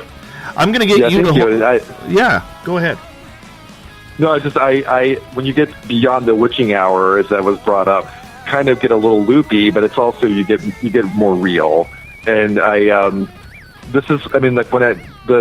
got emotional, but it's something that I believe passionately, and I think that when the mother who had a child who was murdered reaches out to you, that's a gift. That's a gift. Mm-hmm. My friend, you hold on. I'm going to shut this thing down, and then I'll chat with you in a moment here. You're listening to Spaced Out Radio. Our website is spacedoutradio.com. We appreciate everyone taking part in the Revolution Radio chat room, in the Spaced Out Radio chat room on Spreaker, along with our fans like you, Gloria, our resident cheerleader, the SOR cheerleader in the SOR Space Travelers. Appreciate you all being along. If you want to check everything out, what we're doing on a weekly basis, go to our website, spacedoutradio.com. If you want to catch anything, previous episodes, you can check out us on TuneIn and now on iTunes. Remember, sign up for the SOR Space Travelers Club. Uncle Jimbo and Elizabeth back into the cabin Monday or Saturday and Sunday. I am back Monday with Butch Witkowski. My bag is packed. I'm about to hop out of here. I'm heading off into the wilderness, going to find a cabin so I can get a Wi-Fi signal for this weekend. You tune in as well. We will talk to you on Monday. Appreciate your time. Thank you very much. We're out.